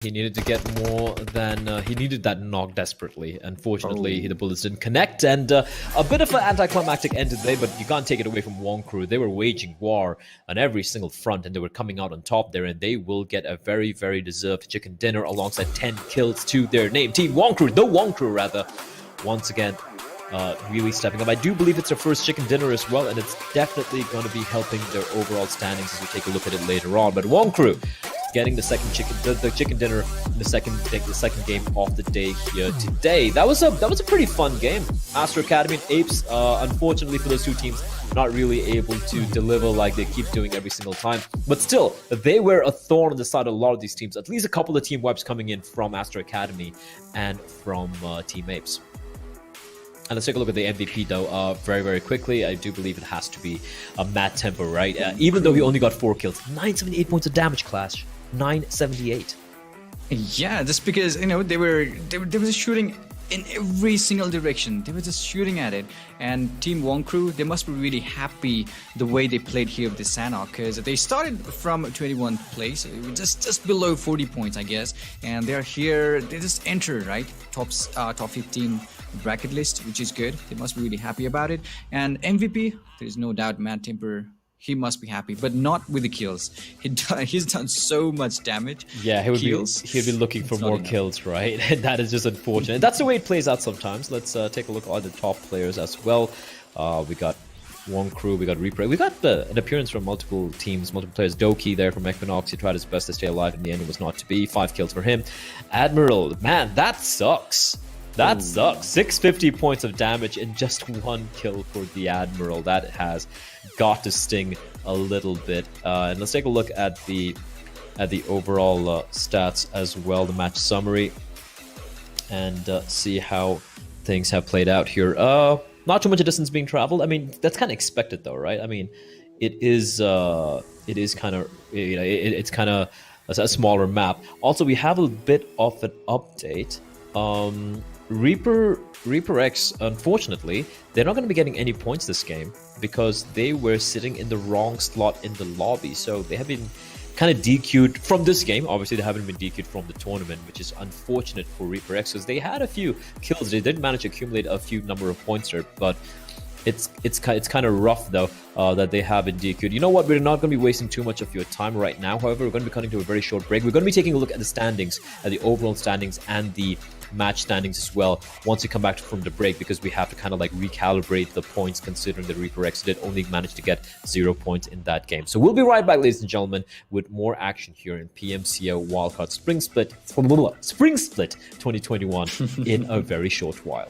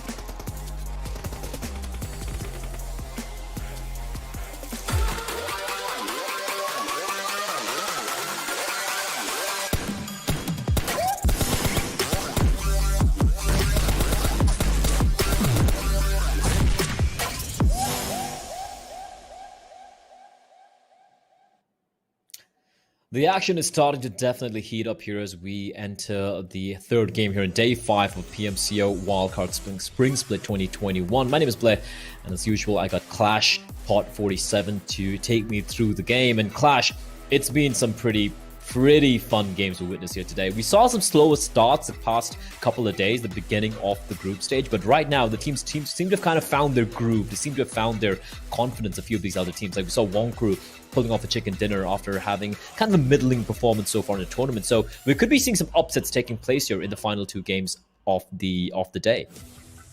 Yeah, we can say the most important chicken dinner for Wonkru, because, you know, that was some good game. And the chicken dinner, it's definitely going to... I think they step on up to the 15th place or something like that. They should be really happy for that thing. But, yeah, the initial games, they started passively. Now it's do or die, right? It's do or die. Last day here. Yeah, it's do or die. Last day here for these groups. They're not going to be just happy getting a top 15 or top 16 place right now, because that does not guarantee a spot to the playoffs. They'll be looking to get more done as we're going to be jumping in, ladies and gents, on to Miramar. And it's going to be starting off from the trailer park side of things and going to be heading all the way past Minas Generalis and Junkyard, heading ending right north of Impala. I know no one really drops towards those 2 islands towards the east, Clash, but when I used to play, I used to love dropping on those islands. It used to be free loot, and no one used to really... of course, it could be problematic heading back to the mainland, but it's so comfortable just looting up on those 2 islands because, you know, you basically get free loot. No one's really going to battle you over there. Yeah, of course. And, you know, most of these teams, I feel like they will be going to their comfort drop location. You know, they're not going to try any fancy here in the Miramar because it's a huge map, of course. And also the circle is going to be a huge problematic situation since rotation is something these teams should be focusing here in Miramar. But looks like the first circle is... okay, it's going to cover lots of teams, which is good. But Equinox, as we take a closer look at the Equinox to the top northern side of the map here, they have a company real close. And Exodus as well towards the right side, towards the eastern side of the map. It seems Exodus is going to, you know, is going to loot somewhere around here. And they've got some company. That's Team Hype. Both of these teams, for Hype, they should be... I feel bad for Hype. Trust me, I feel so really bad. I don't know if I should be saying this, but there is no way they're going to make it up to the top 16 list, to the finals. But Exodus, however, they're still there inside that top 16 bracket. So this is going to be crucial. If Hype pulls out something, if they try to kill Exodus right away here, that could be really troublesome for Exodus. Meanwhile, the fight's about to start, I guess. It's too early. Come on, Hype. Give us something here, right? Like even if you're not going to qualify, at least go out with a bang. Want to see them do something. Nobody's pushing up in, and he's got that. He's got the Uzi, and Kendi, he knows this. He's aware of it, and he's going to drop on down. An M4 at range is going to be much better, but the Uzi up close and personal, it's going to be good. He gets the kill. And he's going to get the res as well. Hype. However, in the meantime, another player getting dropped down, Nero. What do Exodus do here? They're all kind of spread thin. You have Swan, you have Silas, and you have Ackley. But they're all far away from Team Hype. I mean, not too far away, but there are too many buildings between them for them to really go and try and avenge their fallen comrade. But Team Hype, finally, something going to win. It's just a 1 kill, but we take those. Yeah, that's fortunate. You know, maybe they should have played something like that from the first day of the tournaments. But seems like Team Hype, it's YOLO for them. Of course, YOLO. But Exodus, oh my goodness. It is going to cost them a lot if they die here too early in the game. Since they are not even there in the top list, you know, in that bracket of that top 16 list. They're somewhere around 14th or 15th place. So if they fall too early, they will be losing so many points, and which may be kind of difficult for them. Oh, some Winchester shot being fired. Seems Team Hype, they are not backing off. They're definitely not backing off. Love to see it in Winchester now with the scope. A change from what the gun was a long time ago when it was initially introduced, where you could not fit a scope on it. You had to rely on the aim down sights, the ADS, which made it a much more harder weapon to wield. And Exodus, I feel like they're going for the right play here. Right? They've lost a member already. They're too far away. Instead of taking the fight, and like you pointed out, they have more to lose than hype, right? So they're going to be taking a safe route, just going to be escaping the premises and going to be playing a more passive game here. Hype, though, drawing first blood, they're going to be feeling pretty happy about that. All 4 players staying alive as well, as we take a look at where the teams are strewn all over the map. 2A towards San Martin, they have Reaper X as neighbors. Apes, as usual, they like their Picado. And it's interesting how so many teams, almost everyone, gives them the respect of just leaving them alone. They're like, oh, you want Picado? Yeah, you can have it. You can have it. We don't want to have to do anything with you guys this early in the game. And there you have it. They have complete control and reign of Picado, as we see a lot of these teams, a lot of them in vehicles early on in the game. Because if we go back a few days, if you remember, there were so many teams getting taken down early on due to their vehicles getting blown up. But hold on, WCKTM Rage facing off against Wonkru. Wonkru looking for the second chicken dinner of the day, and Jox999 doing great work. He's going to get a couple of knocks. There is a player trying to be sneaky, coming in from behind from the vehicle, but Jox spots him out. He's going to go prone, takes out the Scar, rattling off a few bullets. He needs to find some cover, though, because he is out in the open. No mercy, tossing in a few nades. I'm surprised WCK did not go in for the kill there. They got a couple of knocks, and since they're fallen back a bit, that's going to give a chance for No Mercy to go for the res on his 2 fallen teammates. They might have thought the new vehicle, the Mirado, could have been from a different player, but it seems like there's another team joining in for the party here. No Mercy. Still looking good. He managed to revive his teammate, which is good. But Mad Temper, he's low on his health. Also, Bunny will be revived anytime soon. Look at that smoke. They need those smokes. Since 5Power have joined the party, these teams who is currently outside that building, Wonkru, they should be really careful not to be exposed towards Team 5Power, because once they do that, they're going to be in a huge trouble. They are indeed going to be in huge trouble. Mondo, though, who's going to make quick work of Bunny. Bunny once more. And 5Power, be sad. And 5Power, there we go. They are way up high. They can literally see all across the map. And they have free reign. They can pick whoever they want to shoot at. And Wonkru are coming under heavy fire from both the teams. From Mondo, from above, and they got WCK going to be pushing on in, and with that, that is going to be it for the side of Wonkru. They, chicken dinner in the previous game and coming bottom in the second game. That's the way the cookie crumbles sometimes. Zemo, from the distance, he riles off a number of shots, and Sujin will hit the ground. And WCK, despite getting that wipe, are in a rough spot. And look at Mondo. Look at Mondo just driving on down. Is he going to run over him? Oh, no, he's not. He's going to get off. No. And it's going to, kill's just going to be finished off by Mondo there. And WCK, despite the fact that they were able to win their initial duel, 5Power is going to come on in like a bunch of consolation, but I don't think it's good enough for them. Yeah, that was a really good move by Team 5Power as well. They had those 2 teams. At least they get 3 kills to their names. That's some consolation, but I don't think it's good enough for them. Yeah, they in A4 and took those kills from for themselves. And as we take a closer look at the cycle here, South Stadium to go, and 5Power simply took the advantage of the high heal. Those M16 A4 and Nuevo before, but not today. Not today. Equinox, since the first game here, Erangel, Sanhok, nobody wants to go there. Nuevo, however, we have seen a couple of teams like Team Equinox, and talking about Team Hype as well, they are entering the cycle. They could be some problematic, that the child who is changing their drop location. I'm pretty sure they want to be, in that finals, that top 16. They don't have anything to lose, right? But if they find somebody who is really close to that for the qualification of the for the qualification of the finals, they could do some damage to those to their opponents. So we have Apes, which is Hype could be in that spot because they don't have anything to lose, right? Looks like they are slowly trying to get some kills, but they don't know that's Apes, right? They don't know.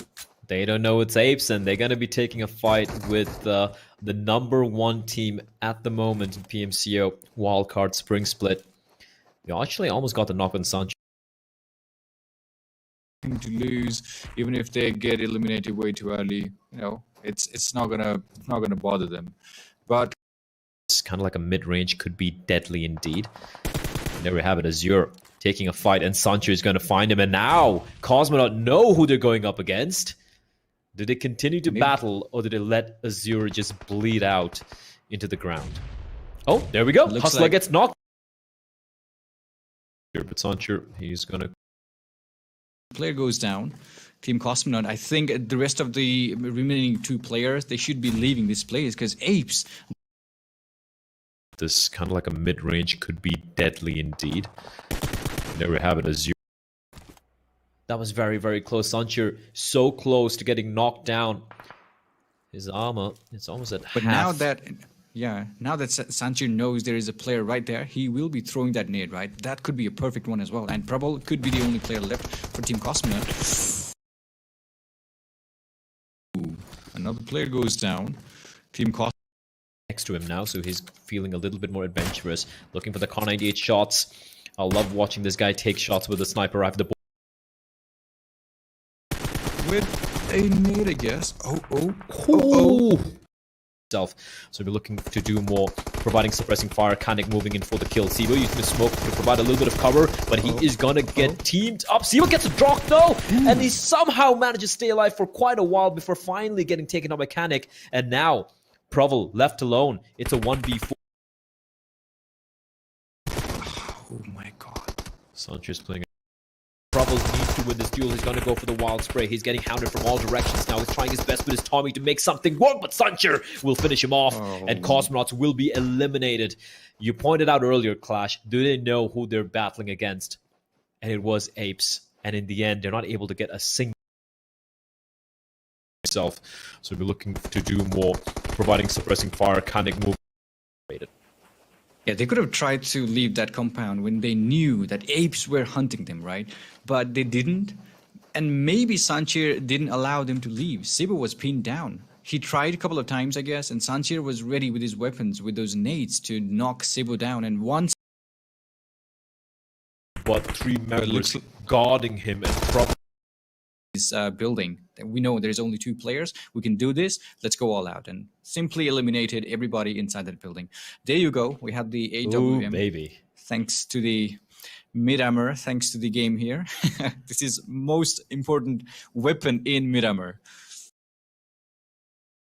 Cosmonauts getting completely outplayed, outgunned, and then circle though. The third one is going to be on your screens very, very quickly. Ooh, okay. It's on towards San Martin and Graveyard. That's going to make P7 Apes 2A and Team Gravity alongside Unity feel very, very happy about the way that's played out.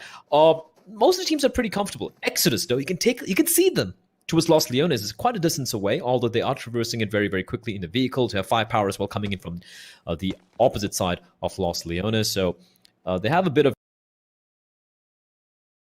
building. We know there's only 2 hypers from P7, and look at P7's position, mind you, they're way up high. They have a nice eagle's nest being set up there, and from that position they can gather so much information and plan out how they want to approach the late game. Of course, but you know what? It's better. It's a good idea if you stay a little in a middle ground in Miramar in this mid game, because if you go too high, there will be lots of players with these snipers, attached to their weapon. With these snipers with the proper scope attached to their weapon. Not too low, somewhere around the mid ground, which is definitely going to be a good spot for these teams to hold on to in the mid games. But the circle is going to hurt them. Team Exodus, they're still riding their vehicle outside that blue and 5P. They're heading towards the circle. Lots of teams will be focusing towards the southern play zone here, where Team Apes are currently at. And Team Tensei looking so far so good, but that rotation they're making, they're heading towards the northern side of the map, and eventually they will be finding a player or two who is also trying to enter the circle from the same area there.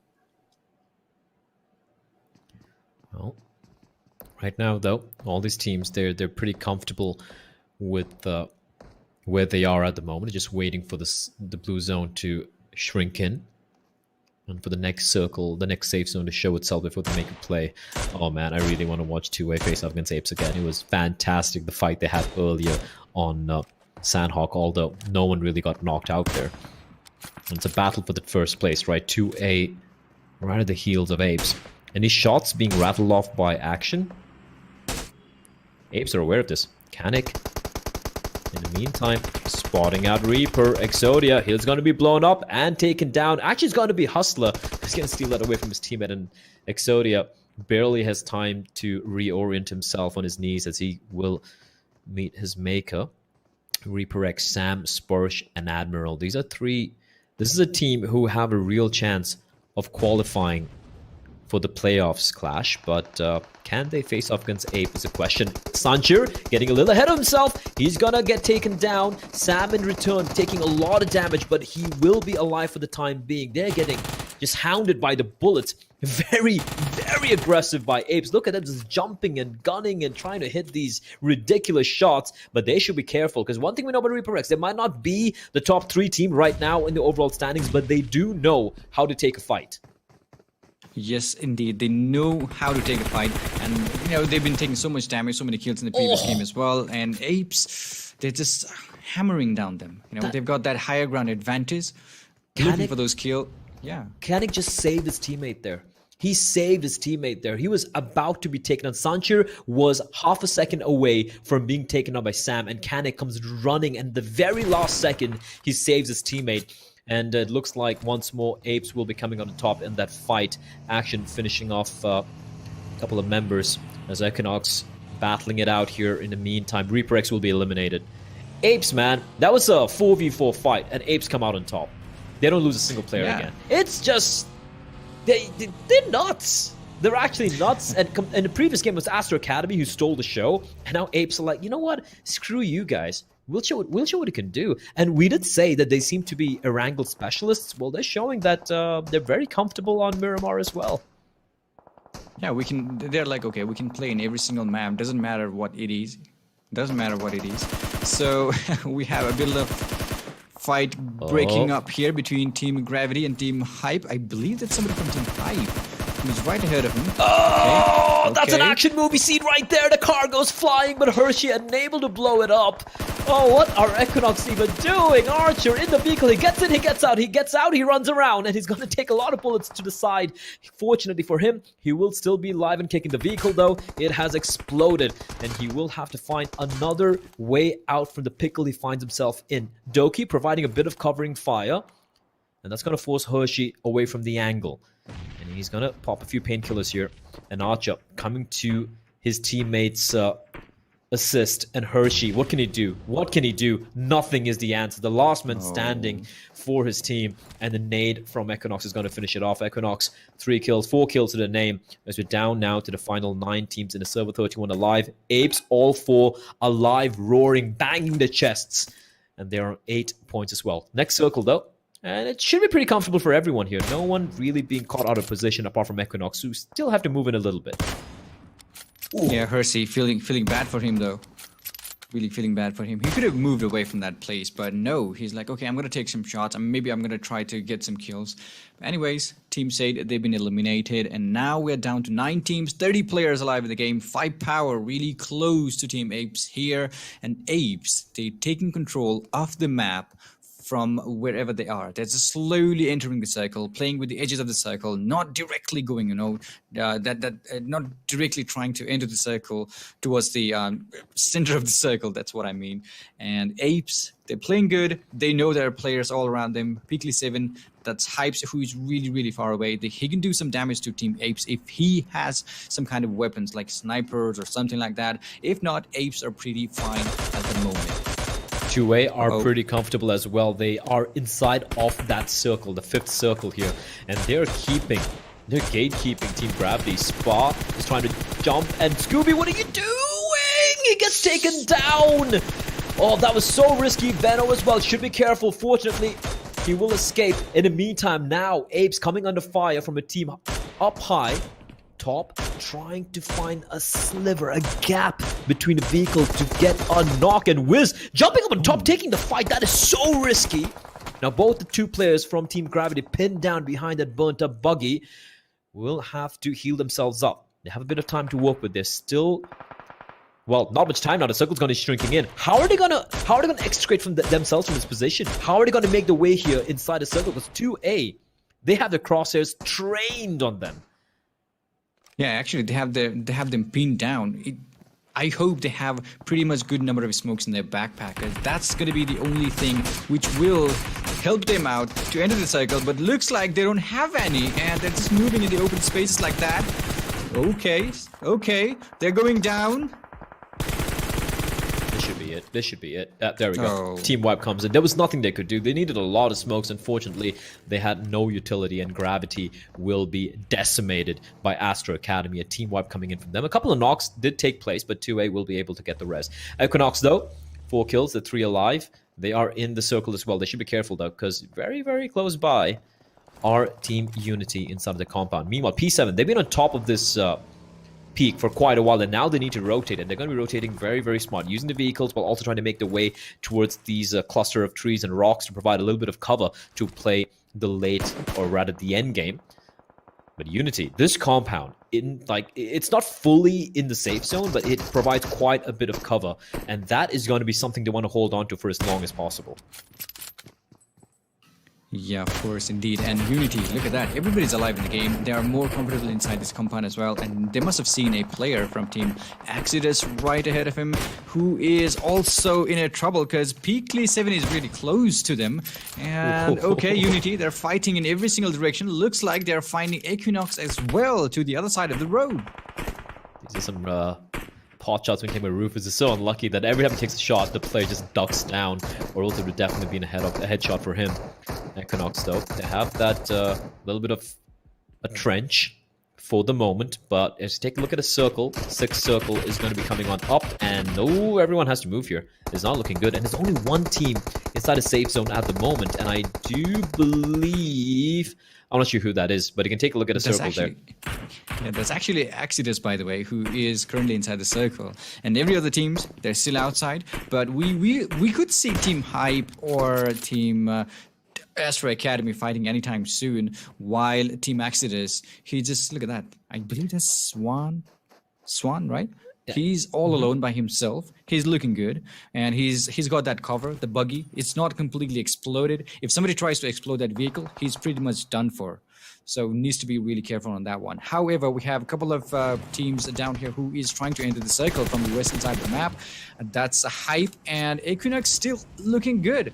Just trying to find a cover. They also have to move inside the circle. That's what they know. And APES. APES from the distance is going to find Archer. The vehicle's going to blow up Doki in a burning buggy. He's going to have to somehow find some cover because before he gets shot at. APES have free reign on top of him, and now we see Astro Academy facing off against their rivals. APES, though, I think I've lost count of how many kills they have already in the server. It's easily over 10. Sancho getting into the vehicle, taking a tag from the bullet at the top, will make a run for it.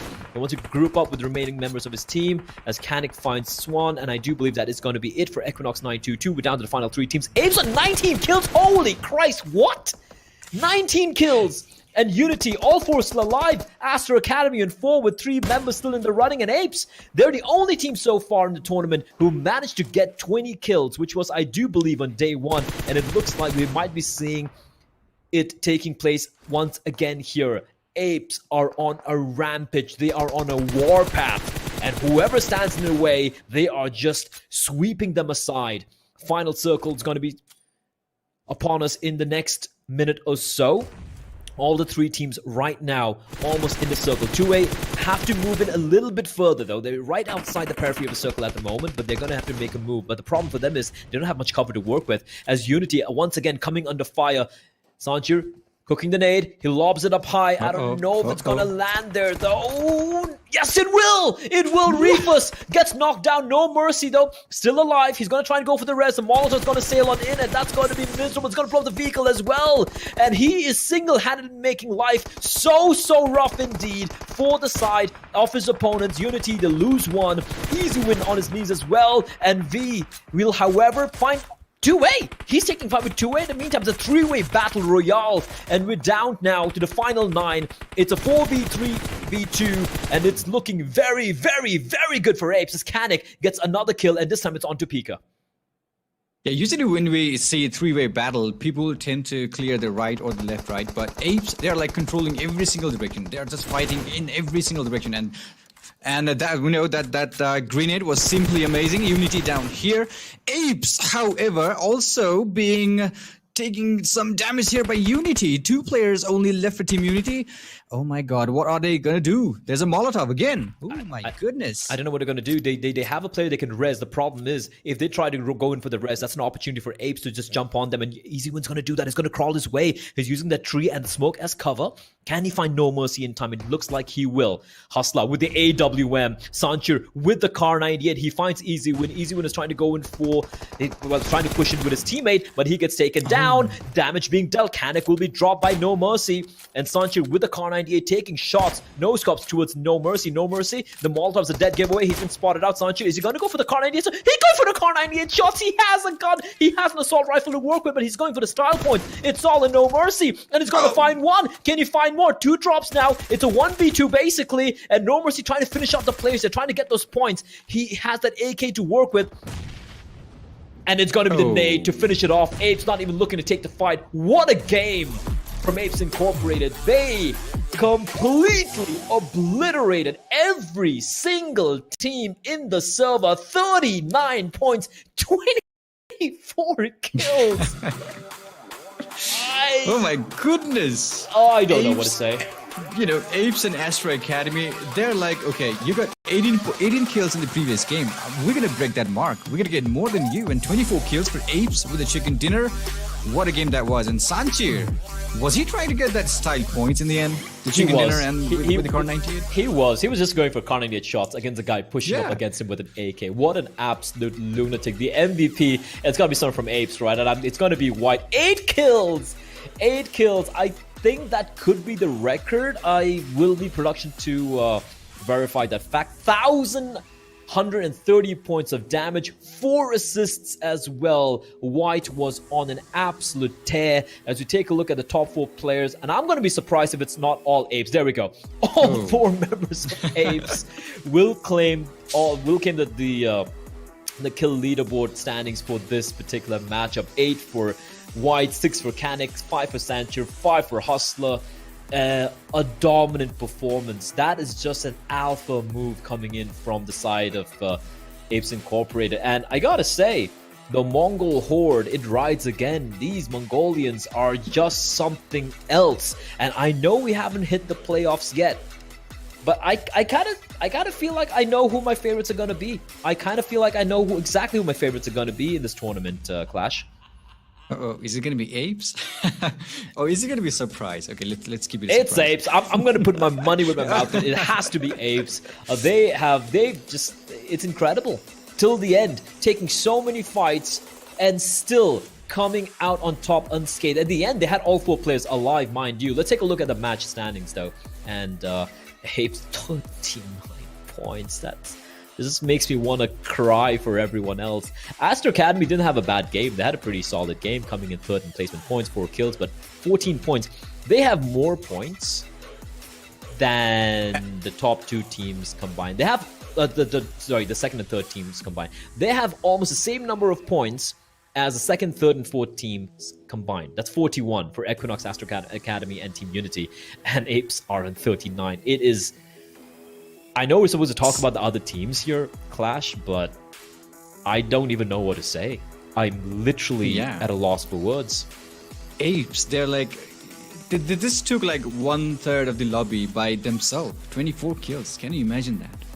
I don't know what to say. I really don't. Let's take a look at the overall standings while we try and kind of regain our senses here, because that was something else. 195 points. It was a 5-point difference between Astro Academy and APES.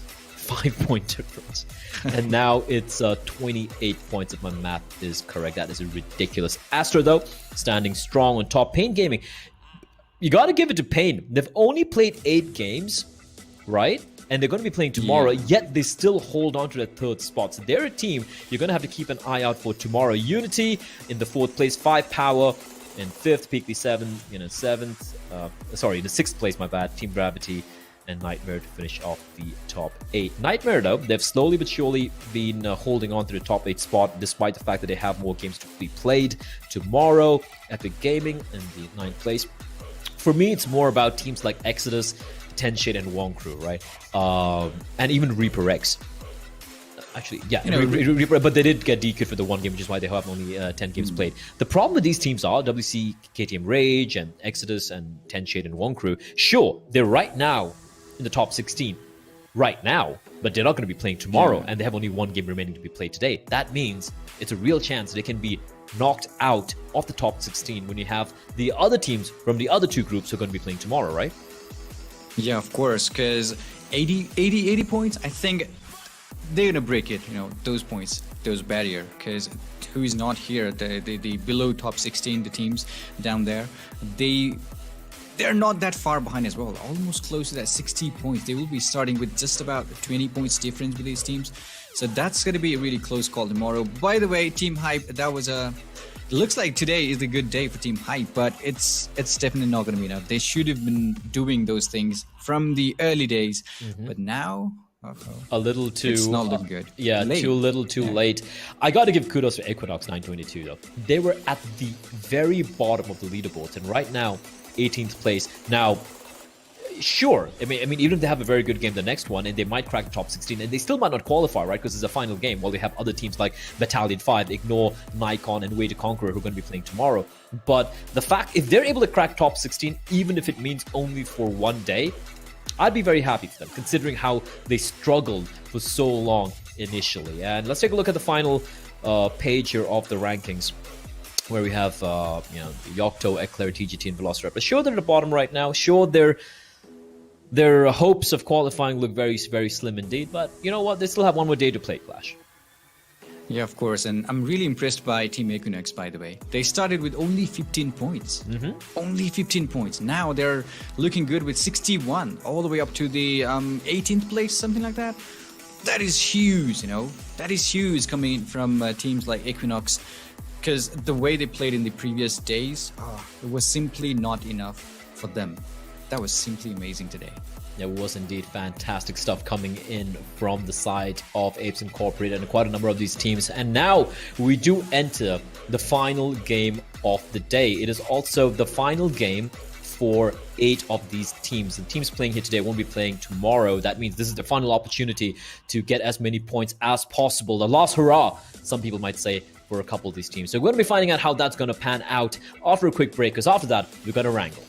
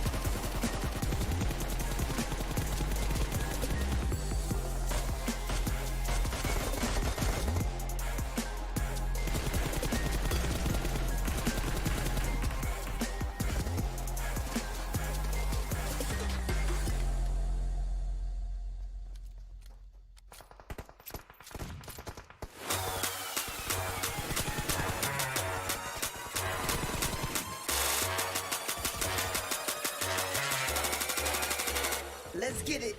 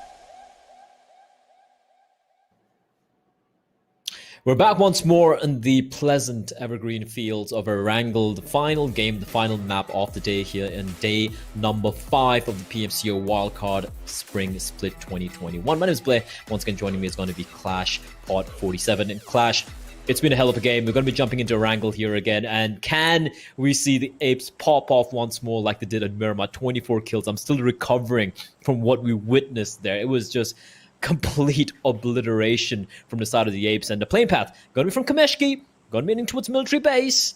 I'm assuming, I'm going to give a wild guess here that Astro Academy are once more going to be dropping maybe towards Novo. Yeah, they haven't changed their location ever since they started playing here. Ever since the first day of the group stage, they haven't changed any, their drop location here in Erangel, and not even in the Sanhok, in no maps, But it seems like Team Equinox, we've seen them going towards the Severny, I guess, in the previous Erangel, previous game of Erangel today as well. So they're going there. And lots of teams, they will be focusing on the, western side of the map since the plane path. Oh my goodness. It's a good one, heading towards the military island, but it seems Team Hype, look at that. Team Hype, are they ready to pick any fight? No, looks like they are. No, they're going away. They're going away. For a moment there, I thought they're gonna head towards Military Island with the Reaper X, or maybe towards Novo to battle it out with the Astro Academy. Instead, they're going to be heading a little bit more western, maybe towards the cliff compounds in the southern side of the main island. And okay, that circle is going to be favoring the plane paths, right? It's pretty much following exactly the trajectory of that plane, meaning that none of these teams really have to move early on. Maybe 2A will want to head towards the bridge early as possible to prevent encountering any bridge campers early in the game. But and Reaper X might be heading from the western side of they're using the western bridge. But apart from that, I don't really see too many early skirmishes breaking out. However, that being said, look at the cluster of teams smack in the center of the circle. That could lead to some early battles here. Yeah, of course, but you cannot simply afford to. I think whoever is down there close to the selection of for the finals, they are more concerned for the placement point right now. But the teams like Team Hype and teams like Team Hype, they are. I think they are more going to be playing more aggressive because they have nothing to lose. That's the way of the game here. This is the last day. If anybody's there who wants to support their team, you can always share your love in the chat. Okay, so let's talk about the map here. The plane path is beautiful, and Cosmonaut, they've changed again. They've changed their drop location. They went to the 7 in the previous round. They used to start from the Yasnaya, but they changed it to the 70. Now they're here in the Milta, which is kind of interesting because I think they still have hope to get, to fit into that top 16 list, which is good. But overall, these teams are pretty good. They're jumping out in their proper drop location. For example, Team Tensei, they started from the Rozak, which they used to, and okay, that's a first blood, by the way. Mondo is no more in the game. So, anyways. Yasnaya is going to be captured by PeaklySeven, which is good. Nothing to worry about for Team PeaklySeven so far because they are the only team looting around the Yasnaya Poliana. And we also have Team 5P. They used to start from the hospital, right? But the plane path, they started way too far away from that hospital apartment. And now they're going to have to find a vehicle. Okay. And hopefully they will, go towards the hospital for some loot. Yeah, leaving the circle to go for the hospital loot, which is completely reasonable. They're not going to be facing any opposition early. You can see Apes, as usual, making their home in Pochinki. Hype looting up towards Ferry Pier. It's the usual drop zones for most of these guys. Wonkru, though, heading towards Milta Power. Not really, again, going to be facing any opposition at all either. And take a look at Unity. They have complete control over the shelter area. V might even be looking to head on towards Farm, perhaps, to have more real estate underneath of them. And like you pointed out, P7 towards Yasnaya. We do have a couple of teams nearby. That's Team Gravity and 10 Shades towards Rozok, and they have WCK in the vicinity as well. So could be some battles breaking up, but not anytime soon. For the time being, though, it's quite a lull in the action, actually. No one really looking to make a play here. Equinox all the way towards Severny. There's no one nearby for them either. So, yeah, it's going to be one of those games. It's going to be one of those games where we barely see any action till like the 4th or 5th circle. Sure, we lost Mondo early on, but apart from that, no one yet dropping to the ground. Of course, and the first circle, it's beautiful, of course. And I'm kind of curious, to see Equinox, how they're going to do, how are they going to perform here. Because if they get chicken dinner again, if they get that chicken dinner, I believe they will have at least 15 plus points. That's about 80 points in the team name. And they will be, like you said, they There's will a chance. be here in the, yeah, there is a chance. And also they will be able to fit in that top 16, at least for today. Because the other teams were close, like 17th, 18th place, Battalion 5, something like that. They're really close to them. And maybe they could enjoy the moment being at the, inside the top 16 for a day. Equinox. We did speak about a lull in the action, but it looks like we might have an early find breaking out here. Unity, aware of the fact that across this road, there is a team, and that team, of course, is Team Gravity. Now, Gravity are very lucky that there's no one behind them, or else they'd be just sitting ducks on this slope where there's barely any cover apart from a couple of trees and their vehicles. So they're fortunate. But look at No Mercy. Look at the amount of information he could glean from that position. And he's going to be conveying information to his teammates. A couple of bullets being rattled off. No Mercy has been spotted out by Whisper, though, so that flank has been taken care of for the time being. The question is, are Team Gravity going to continue to take this fight? Because they don't really have much cover to work with here. They don't have much cover, but you know what? Team Unity and Team Gravity, they don't have much to lose as well, because they're already in the, I believe, in the top 7 list in the leaderboard so far. So it's like they're having fun in the game, you know. It's just that they want to grab a little more points for the team name, so that they will be still there in that top list. But you know, looks like they are ready to take some fight. Team Unity taking control of that compound as well. Optus is playing a very dangerous game, and all like this from No Mercy from the buff. He's followed Rufus as well. And now, like we pointed out earlier, there's not much cover to work with for Whisper. They need to win the duels very, very early on, and unfortunately, because of the lack of cover, Whisper will be found out. Now, Hazza will be found out as well by Apes. Wait, what? Where the hell are Apes? Where? I think they were in the Pochinki. They just made that rotation all the way towards here, and that's some kind of good third party for Apes. Looks like they're still hungry for some more kills. Out of nowhere, they're like, oh, there are fights going on, let's go. They had Pochinki. They didn't need to leave. They could have just looted up and just waited for the circle. Instead, they're like, we want more kills. We want to crack the 200-point barrier. And out of nowhere, the Apes have arrived. They announce their presence, and both Team Gravity and Unity are going to be a little worried about this new team entering the entrance spot. Well, that's some really good third party from Team Apes, really aggressive, and some smoke to cover the pathway. Team TG, however, they will be losing a couple of players. Look how well prepared Team Apes are. They know they are trying to cover every single angle there around that compound, making sure that nobody from Team TG gets out alive. That's what they're trying to do. Wiz does get a knock onto Hustler. That's big. And now White. That Uzi up close, as we've noticed in the past, can be quite deadly indeed. And White is still circling around, trying to get this knock, and the knock's going to come on in. Octus is going to be found out by No Mercy, actually, from Unity, helping out the Apes. And Wiz, what can he do? Sanchi is going to finish off Octus. The res is going to be coming in for the fallen member of the Apes. And now it's all on Wiz to try and delay the inevitable. And he's always lonesome. He does have a teammate nearby, but nowhere close by enough to help him with this battle. So he's going to have to do this all on his own.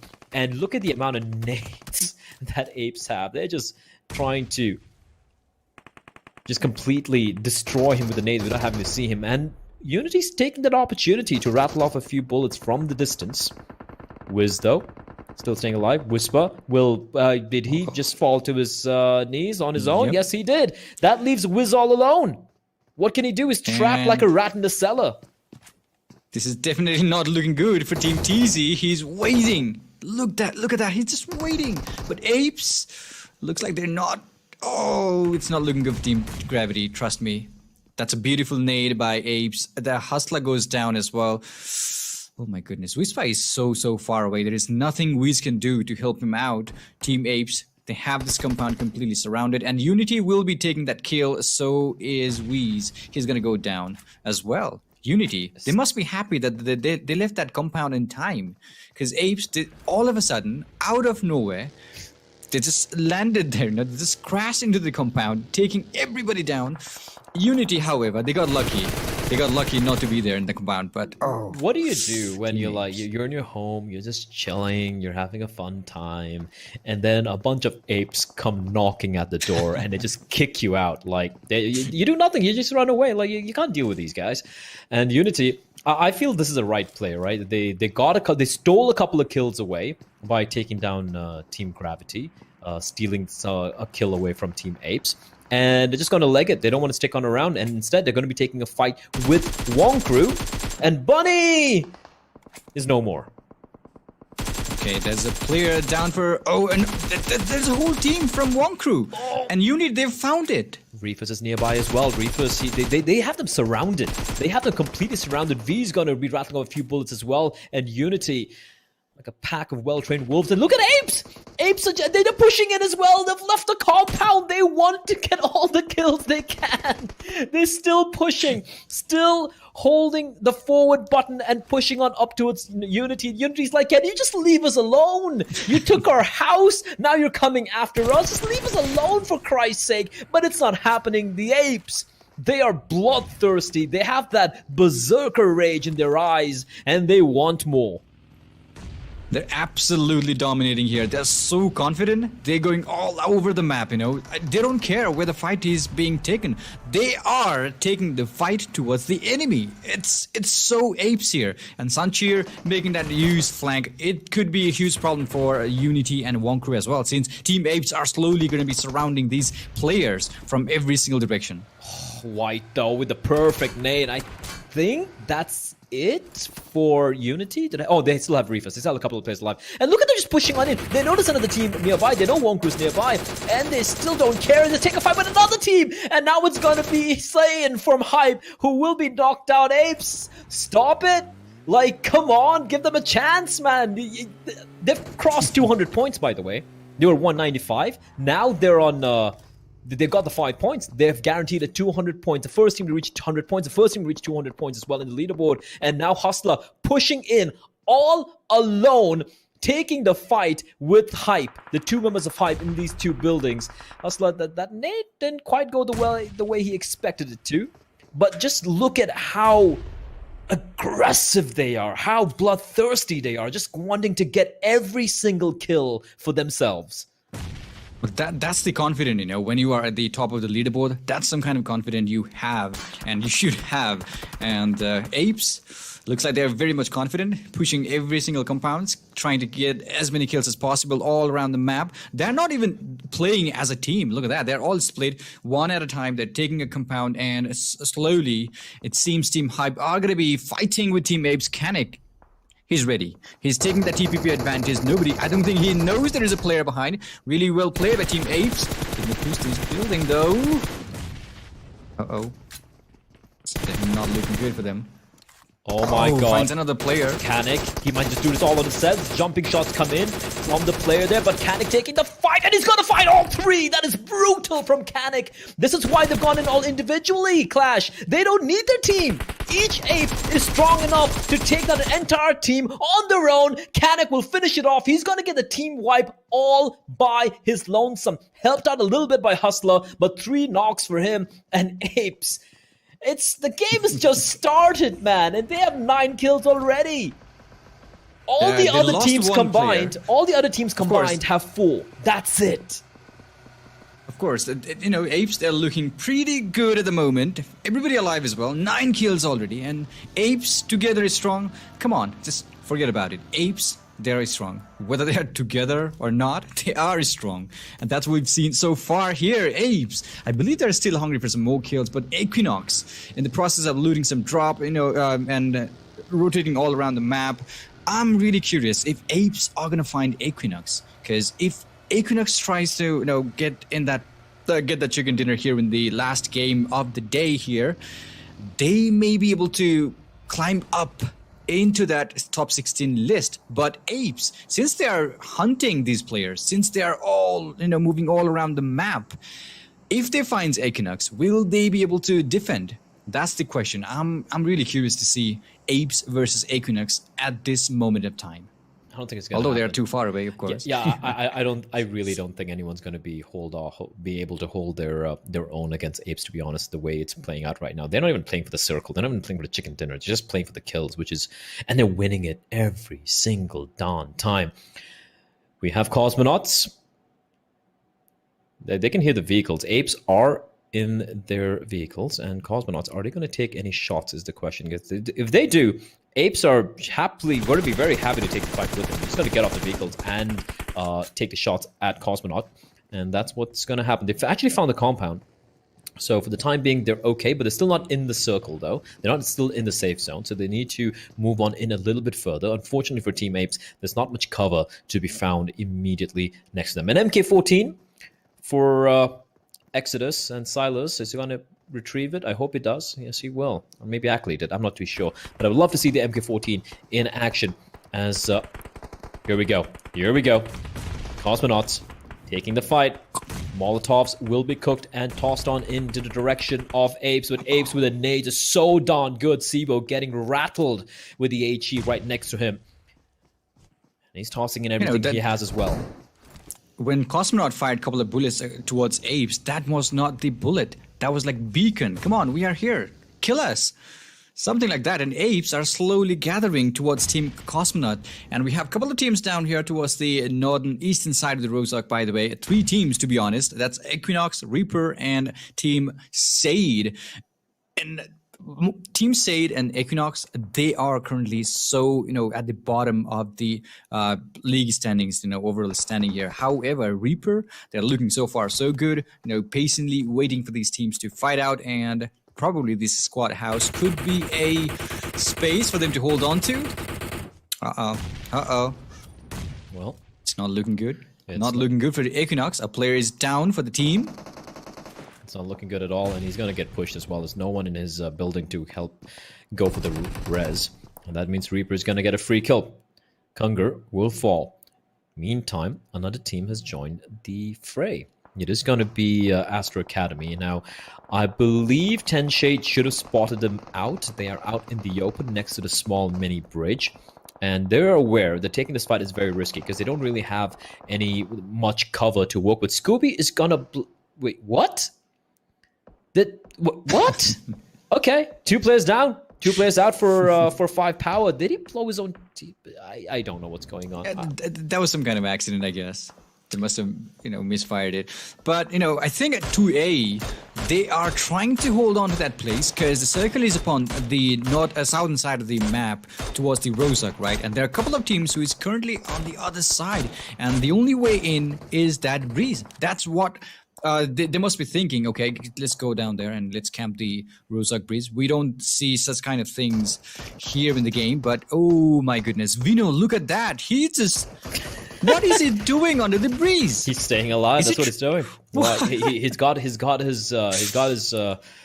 Spotify on. He's plugged it in. He's got BGs playing, staying alive, singing it to himself. No one's going to spot him from that position. He's just going to stick it out for as long as he can. Meanwhile, Casper making life quite miserable for 2A. And 2A, they wanted to make their the final stand right next to the bridge, but because of the lack of cover, because of the fact that they just have an outcrop of rocks and a couple of vehicles to provide them cover from these bullets, they're going to be bullied here by P7, who, despite having a number of knocks, have only 0 kills to the name, and Venom's having a fun old time all alone. He can hear all the shots. Top is right next to him, and at this point, he might as well just take a nap. No one's going to spot him. He doesn't have to move, but eventually he does. The circle is shrinking. The question is, when is he going to go for the play? Well, he has to move, but not too soon, because Astro Academy is really close by. He can't simply do that right away, but... All right, we have a couple of fights breaking out between these 2 teams. Ape, they're still trying to get as many kills as possible. That's a PeaklySeven right ahead of him. Ooh. And it seems they will be fighting for the play zone and also for some kills. Apes, look how hungry they really are. Trying to find the players. And this is so well done, right? Like, you'd think Wipe's running in blind. He's not. He's got a teammate right next to him. He's proning and lying in wait. The Uzi in his hands. And look at Nonstop. He hasn't moved yet. He's going to be spotted out, though. There we go. Not even a single bullet getting rattled off by Nonstop. He will be found out. Casper trying to make a run for it. Tosses in a nade. That's a brilliant nade before he goes for the escape. But he gets found out by the M4 of White. And White's busy looting instead of pressing his teammate because they don't give a damn anymore. And P7 coming under fire. Panic getting a little too overeager, and because of that, Hypes will take him down, but he is kind of low, and he is gonna have to do a lot of work for his team. White getting into the vehicle, slowly creeping on up, heading in towards the safety of the White, and 2A is going to keep them pinned down as well. Hustler will be taken out by the zone, and I believe this could be it for Team Apes here. There's nothing they can do. They're going to fall, and it's all on Sanchir, and Sanchir doesn't care. He's still going to go for the fight, but he will be taken down by 2A from afar. Some vengeance for Astro Academy, but like Team Apes, they still get 11 points. This team is so much fun to watch. Even if they are dead, they must be smiling in the lobby. Okay, we did it, boys. 11 kills in the game. They did it. So that's a really good move coming in from Team Apes, but we also have Team Reaper still holding on to these compounds here. Team Equinox is really, really close by. It's going to be a problem for Team Cosmonaut Esports, though, because KTM Rage is really close by. A player from Team Cosmonaut is taken down. Lots of smokes inside the building. Really well played. Looks like they're searching for the last member alive. No, there's 2 players alive for Cosmonaut. Now it's down to 1. Azio, he could go for a play here, but he gets taken down. Cosmonauts will be eliminated. 0 kills to the name, and it was action. 2A are winning so many deals just by third partying, and it's working out wonderfully for them, as Ligro taking the fight with a 1-man above in the cellar, and Archer, the final standing member of Equinox 922, will hit the floor and will be down for the count. That is it from Equinox 922. We're down now to the final 7 teams and 20 alive in the server. 10 Shade, 5 points. WCKTM Rage, 3 points for them. All 4 alive alongside Reaper X. And the teams who are alive right now, all of them are in the running for the top 16 spot. So every kill they get, every higher position they can get, even in the standings, is going to come in real handy for them to qualify for the playoffs next week. Yes, of course. And Hypes, I believe he's the only player for Team P7. And, you know, Team Reaper and Team Tinsade, they're still holding on to this compound, which is really awesome. But this is not going to be their next play zone's shelter, because they have to leave this place. And the question is, who's going to leave the place first? Well, let's see. All right. If that does take place, though, as Exodia Hypes rattling off a couple of shots, but Hype's not being touched by it. He's still holding on. The problem is a circle is going to be a problem for him eventually, right? And he will have to make a run for it. He doesn't have much cover. And if I'm Exodia, I'm keeping him pinned down. I'm going to make sure, yep, that's his avenue of escape, the vehicle getting blown up. And there's not much he can do here, as we will see the remaining members, the remaining teams make a run for it. Look at TS, 10 Shade, driving across the open playing field. It's a risky play, but the fact that they're in the circle, that's going to allow them to kind of set up their temporary fortifications with the vehicles they have, and then wait for the other teams to make their way inside. Ligro from 10 Shade with that AWM. That's a second knock for him in this game, but he will in turn be knocked down by Exodia from afar. Hershey is also going to get the trade, and Hershey's going to finish off Exodia. This battle between 10 Shade is and their opponents is looking damn good at the moment. Wonkru and Exodus in the meantime exchanging nades. Exodus all 4 alive, although a couple are bleeding out, and Wonkru are going to be deploying their smokes as a try and provide themselves some cover. Look at the terrain, Clash. There's nothing. There's no cover apart from a couple of trees and that one little hut where Silers has made his home. But everybody will be looking at that hut once the circle closes in, once the smoke thins out. They will be looking for this hut, and I think they know, right? There's a team down there. They will be throwing a couple of nades. That could be a problematic situation for Team Exodus. However, they should be clearing their right side, who is Team Wonkru, really close to them. They should be able to clear the path to their right side if they want to stay a little bit alive in the game a little bit more, because Wonkru could be giving them a lot more pressure. Oh no! Oh, that's it. I think that wasn't one. This was just the kill coming in there. And Exodus, like you said, this hut is going to be targeted by everyone. There's just 2 players inside, which is smart. You don't want to get the entire team to be knocked out by 1 grenade, right? But taking a look at the way it's playing out here, we still have 17 players alive, considering how late in the game we are. Mad Temper will be spotted out and found out, and it's down to the final member of Wonkru, but he will fall. Exodus from the center of the circle. They're dealing death and destruction, and they're doing a fantastic job rezzing each other and staying alive here. 10 Shade in the meantime have some cover in the form of the burnt out vehicle, but eventually they need to make a play, and it's going to be Kale found. Exodus from this hut, they're just dealing the damage. Yeah, they have to do as well, because they have to clear the pathway, because the circle is not upon them. They have to move. If the players are right there, they could eventually do some third-party action to Team Exodus, so they're making sure they will be able to enter the circle with no trouble at all. Well, that's exactly what they're planning indeed, like you very so rightly pointed out, but can they do it is the question, right? They still need to get the res onto this one. They need to wait for him to heal himself up, and then they need to make a run for it. And hopefully they have these smokes which would provide them a semblance of cover. And oh, the timing is everything! And it's going to be 720 FTW who's going to get the knock, and he's going to try and delay Exodus from, well, making an Exodus from that spot of theirs. Hershey going prone. Exodus just pinned down, and they're getting just pinned down by multiple teams, right? It's both 10 Shade and WCK who's making life miserable for Exodus. So that cover they had, it might be a death trap at the end. It could be a grave, it could be a coffin for the side of Exodus. Yeah, they have to make a long way in, and that's not going to be easy because KTM Rays, they have their eyes upon them. Team Tensei, they have their eyes upon them, and look at that, they are falling one after another. Oh my god, he's finding him. He's definitely finding him, and now we're down to 5 teams. Play zone, the play zone's coming into play as well, and it's going to find a player. 2A action finally. Seeing some action. Silas is done for. He's done for. He's going to fall. And with that, we're down to the final 4. Never mind, final 2 teams and 4 of the players left live. And it's going to be Astra Academy out of nowhere. They've been kind of quiet this game. We were just looking at Apes, but now they definitely have a chance of making it happen. But it's going to come down to the clutch play. Can he pull it off? It's action. Scar L in hand. It's a 1v3. And 10 Shade, the chicken dinner here could be massive.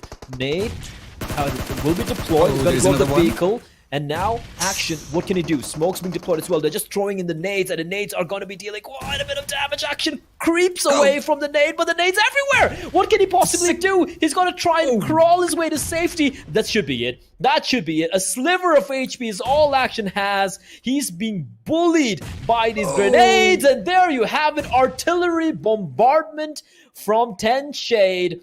They take down the final member of Astra Academy. A little bit of overkill. I think there were like 7 or 8 nades lobbed in that 1v3. And there you have, ladies and gentlemen, TS 10 Shade getting the chicken dinner alongside 11 kills. So that's going to be 26 points to work with, and it's going to make them very, very happy. That's really going to catapult them up the leaderboards and definitely solidify the placings as we will be entering the final day tomorrow. Astra Academy, though, they're going to be pretty happy with the second place here as well. Of course, what a game that really was. What a game. And Nade. Tensei. I think that this throw about, they lived up with the name. 10 Shade, 10 Grenade, something like that. The grenade kill, that was simply amazing. Action, he tried his best, but that was simply not enough. You know, Tensei finally got one chicken dinner at least in the last match. Yeah, and everything matters, right? Every kill, every placement point matters at this point, because the teams who played here today, they're not going to be playing anymore. This is it for them in the group stage. They've played their quota of 12 games from these 2 groups. So teams like Astro Academy, Apes, 10 Shade, these guys are done for the group stage. Now they have to sit back at home and watch how the remaining 16 teams, the other 2 groups, are going to be playing tomorrow. And I don't want to be one of the teams who's right now in the 9th to the 16th place, because it's going to be nerve-wracking, right? You're going to be like, okay, I can't do anything about it. I just have to wait and see whether I get knocked down out of the top 16 or not. Yeah, that's going to be some sight to see tomorrow, because lots of teams are there, you know, top 9 to 16. They're going to have to be more prepared than ever, because tomorrow, that's going to be last day for Group B and D, if I'm not wrong. Okay, I'm pretty much excited for tomorrow. Come on. I'm ready as well, but I mean, the 2 teams we have to talk about, right? Like the 2 teams who have impressed a lot, like Astro Academy and Team Apes. So we can get into more detail about those 2 teams in a little bit. Let's take a look at the MVP of the game. It is going to be Ligro from 10 Shade. 5 kills to his name, 793 points of damage as well. And we can immediately segue into the top 4 players in the server. And that should, of course, have a mixture of players. I believe we should have at least Team Apes there making an appearance, because the opening game was nuts. And there you go, Hustler. 4 kills. In the 4th place, Hershey with 3 kills with 844 points of damage from 10 Shade, joining his teammate Ligro in the top 4. And Action from Astro Academy. He tried his best to stave off what felt like the inevitable, but in the end, what can you do against nades? You don't have a cricket or a baseball bat to, you know, smack it back in your opponent's faces. I wish you could pick it up and throw it back. That would be fantastic. The match summary: we got Hustler, long distance kill, 6 kills for Action. Hershey with the most amount of damage. Hershey with the most number of assists as well. And Falcon, I believe, almost breaking the record for the longest distance traveled from 10 Shade, 16,213 meters. 10 Shade. They've had middling performances. Sometimes it's not too bad, sometimes it's not too good, but finally they end their campaign in the group stage with the chicken dinner as we take a look at the match rankings. And anything that stands out for you over here? Well, Tensei, that was really good gameplay for Tensei, but you know, Team Apes, placement point 1, but look at the kills. 12 kills in the name. They were just absolutely wrecking the players right, left, all over the map. That was Astro Academy, I believe, who was doing some kind of third-party action against Apes. But that was a moment to watch and moment to live up to. That was a good moment. But Yeah. Tencade with the chicken dinner. You can't take it away from them. They play fantastically, and again, Apes, man, they have one placement point.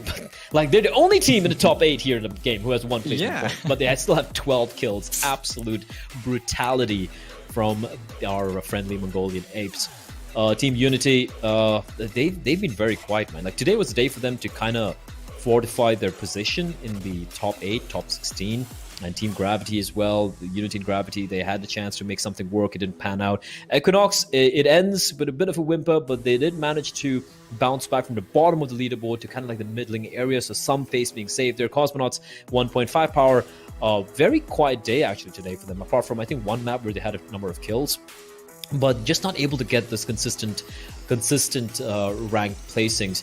And of course, let's take a look at the damage graph though. But one team I want to bring up, and I don't want to like keep on harping on them time and time again, but Team Hype, man, like they did disappoint considering that they were a team we were keeping an eye out for, at least based on the name behind that org. I mean, the name of the org, Hype.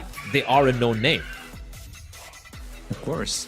And most of their fans may be disappointed, but come on, it's the end of the day for Team Hype, and I believe a couple of more teams. So Apes still looking strong there with look at the damage. That's nuts, right? That's crazy. They don't like they get 1 point for placements, and they have more damage than the team who got the chicken dinner. 12 kills, an incredible amount of damage being dealt as well from the side of Apes. Let's take a look now at the overall rankings, overall standings as it stands at the end of the penultimate day of the group stage here. Apes have cracked the 200-point barrier. 208 is where they're going to end up on. Astra Academy as well, 187. The gap from the second place to the third place is massive. It's 60-point difference. So I'm just going to go out on a limb and say that Apes and Astra Academy are going to be holding on to their slots here, even though they're not going to be playing tomorrow. Unity, 127 points, but they are going to be feeling okay with it. The team I want to keep an eye out for is going to be Pain Gaming, right? They are still 4th place after having played only 8 games, man. I mean, that's ludicrous, right? They can easily solidify a top 2 or even a top 3 placing. Top 3, I feel, is pretty much guaranteed for Pain Gaming. 10 Shade with a chicken dinner. Top 5, 5 Power. PeaklySeven and WCKTM Rage closing out the top 8. So these teams, I guess, are pretty much shoe-ins for the playoffs. But now, 9th to the 16th place. Reaper X, Exodus, Team Gravity. And the problem here for these guys are Nightmare, EpicGaming, Goza, and Nepal Esports. They still have 4 more games to play tomorrow. Yes, of course, they do have. And I think we are going to be seeing a lot more changes here in the top 16 list. But, let me remind you, Tencade, they really outperformed today. 51 points play. I just calculated it. They got 51 points in 4 games today. That's a good number of points for the team. But that's what we wanted to see as well, right? Like we said, for some of these teams, they're pretty much guaranteed a spot, so they're kind of playing for fun. But a couple of other teams, like a Last Day, 4 opportunities, 4 maps to play for, and they made it count. So fantastic stuff coming up from Tenshade. And also, shout out to Equinox 922. They were bottom. They were the bottom of the leaderboard for a very, very long time. And even though their journey has come to an end, they will go out at least with some style. 17% in the 17th position at least at the end of the day here. Now for me, it's about these 5 teams. Way to Conqueror, Victor Gaming, Team Ignore, Battalion 5, Nikon. Right now, they're out of the top 16, but they still have 4 more games to play. Can they make it, Clash? Can they make it to the playoffs? Maybe they can do that, because one single match can change everything, since there's not much different between those, as I told you, that top 16 bracket and these teams beyond that. So I think they can make it, because 4 games, come on, all you have to do is get a chicken dinner or so. 1 game can change everything. And I really feel bad for the teams, like who couldn't make it, like Team Hype. Yeah. They simply couldn't make it inside that bracket to the finals. But Equinox, as I said, hats off to them. They started with 15 points and climbed all the way up to the 17 point with 62. That is simply amazing, right? They played really well today. That is indeed a great end to the event for them. At least they saved some face. Let's take a look at the kill leaders overall. And are we surprised? Are you surprised to see a number of apes here? I'm not. 32 kills for Sancho, 33 kills for White, 30 kills for Hustler. However, on top is going to be action from Astra Academy. Despite apes being the team who have the most cumulative number of kill points, it is going to be action who is tied with White, but has got a little bit more damage. A total of 27 points of damage more than White. Barely anything, but he will end up on top here. 33 kills. What a showing from action. But White, it's not a one-man show, is it? It's not about, for apes, it's not about a one-man show or like one player stepping up with two players. Everyone as a team, they're so strong together. And I do believe we have a head-to-head coming up between Astra and apes. Your thoughts on this? Well, it's not a surprise, I guess, because we've seen them before, Apes versus Astra Academy, and the damage dealt. Apes, oh my goodness, they've been dealing so many damage in every single game, so consistent, so good gameplays, 4 chicken dinners as well. There's not much difference, 1 chicken dinner difference between Astra Academy and Apes, but the point is huge. I know. 208 and 187. Yeah, and the crazy part for me is how both these teams are so kill heavy, right? They're not relying solely on the placement points. And can I also point out, they got 7 chicken dinners between the two of them, and we've had only 20 games played so far, right? 5 games, 4 maps every day. That's 20 maps. So out of 20 potential chicken dinners, 2 teams have taken 7 of them. That's 33% of the chicken dinners being taken by 2 teams. That's how dominant Astra Academy and Apes Incorporated have been. They have been absolute Mongolian warriors in the server, and I can't wait to see more of them in action when the playoffs take place. But that is next week. Coming up tomorrow is going to be the final day of the group stage from PMCO Wildcard Spring Split 2021. I'm even forgetting how to make words come out of my mouth because I've just been blown away with what we have witnessed today. But from all of us here, from myself Blair, alongside from you, Clash, we bid you all a wonderful evening, and we'll see you all bright and early for the final day of the group action. Bright and early. Don't go anywhere. No, go home. Go have your food, have your dinner, whatever. But be here bright and early for more action bright and early tomorrow.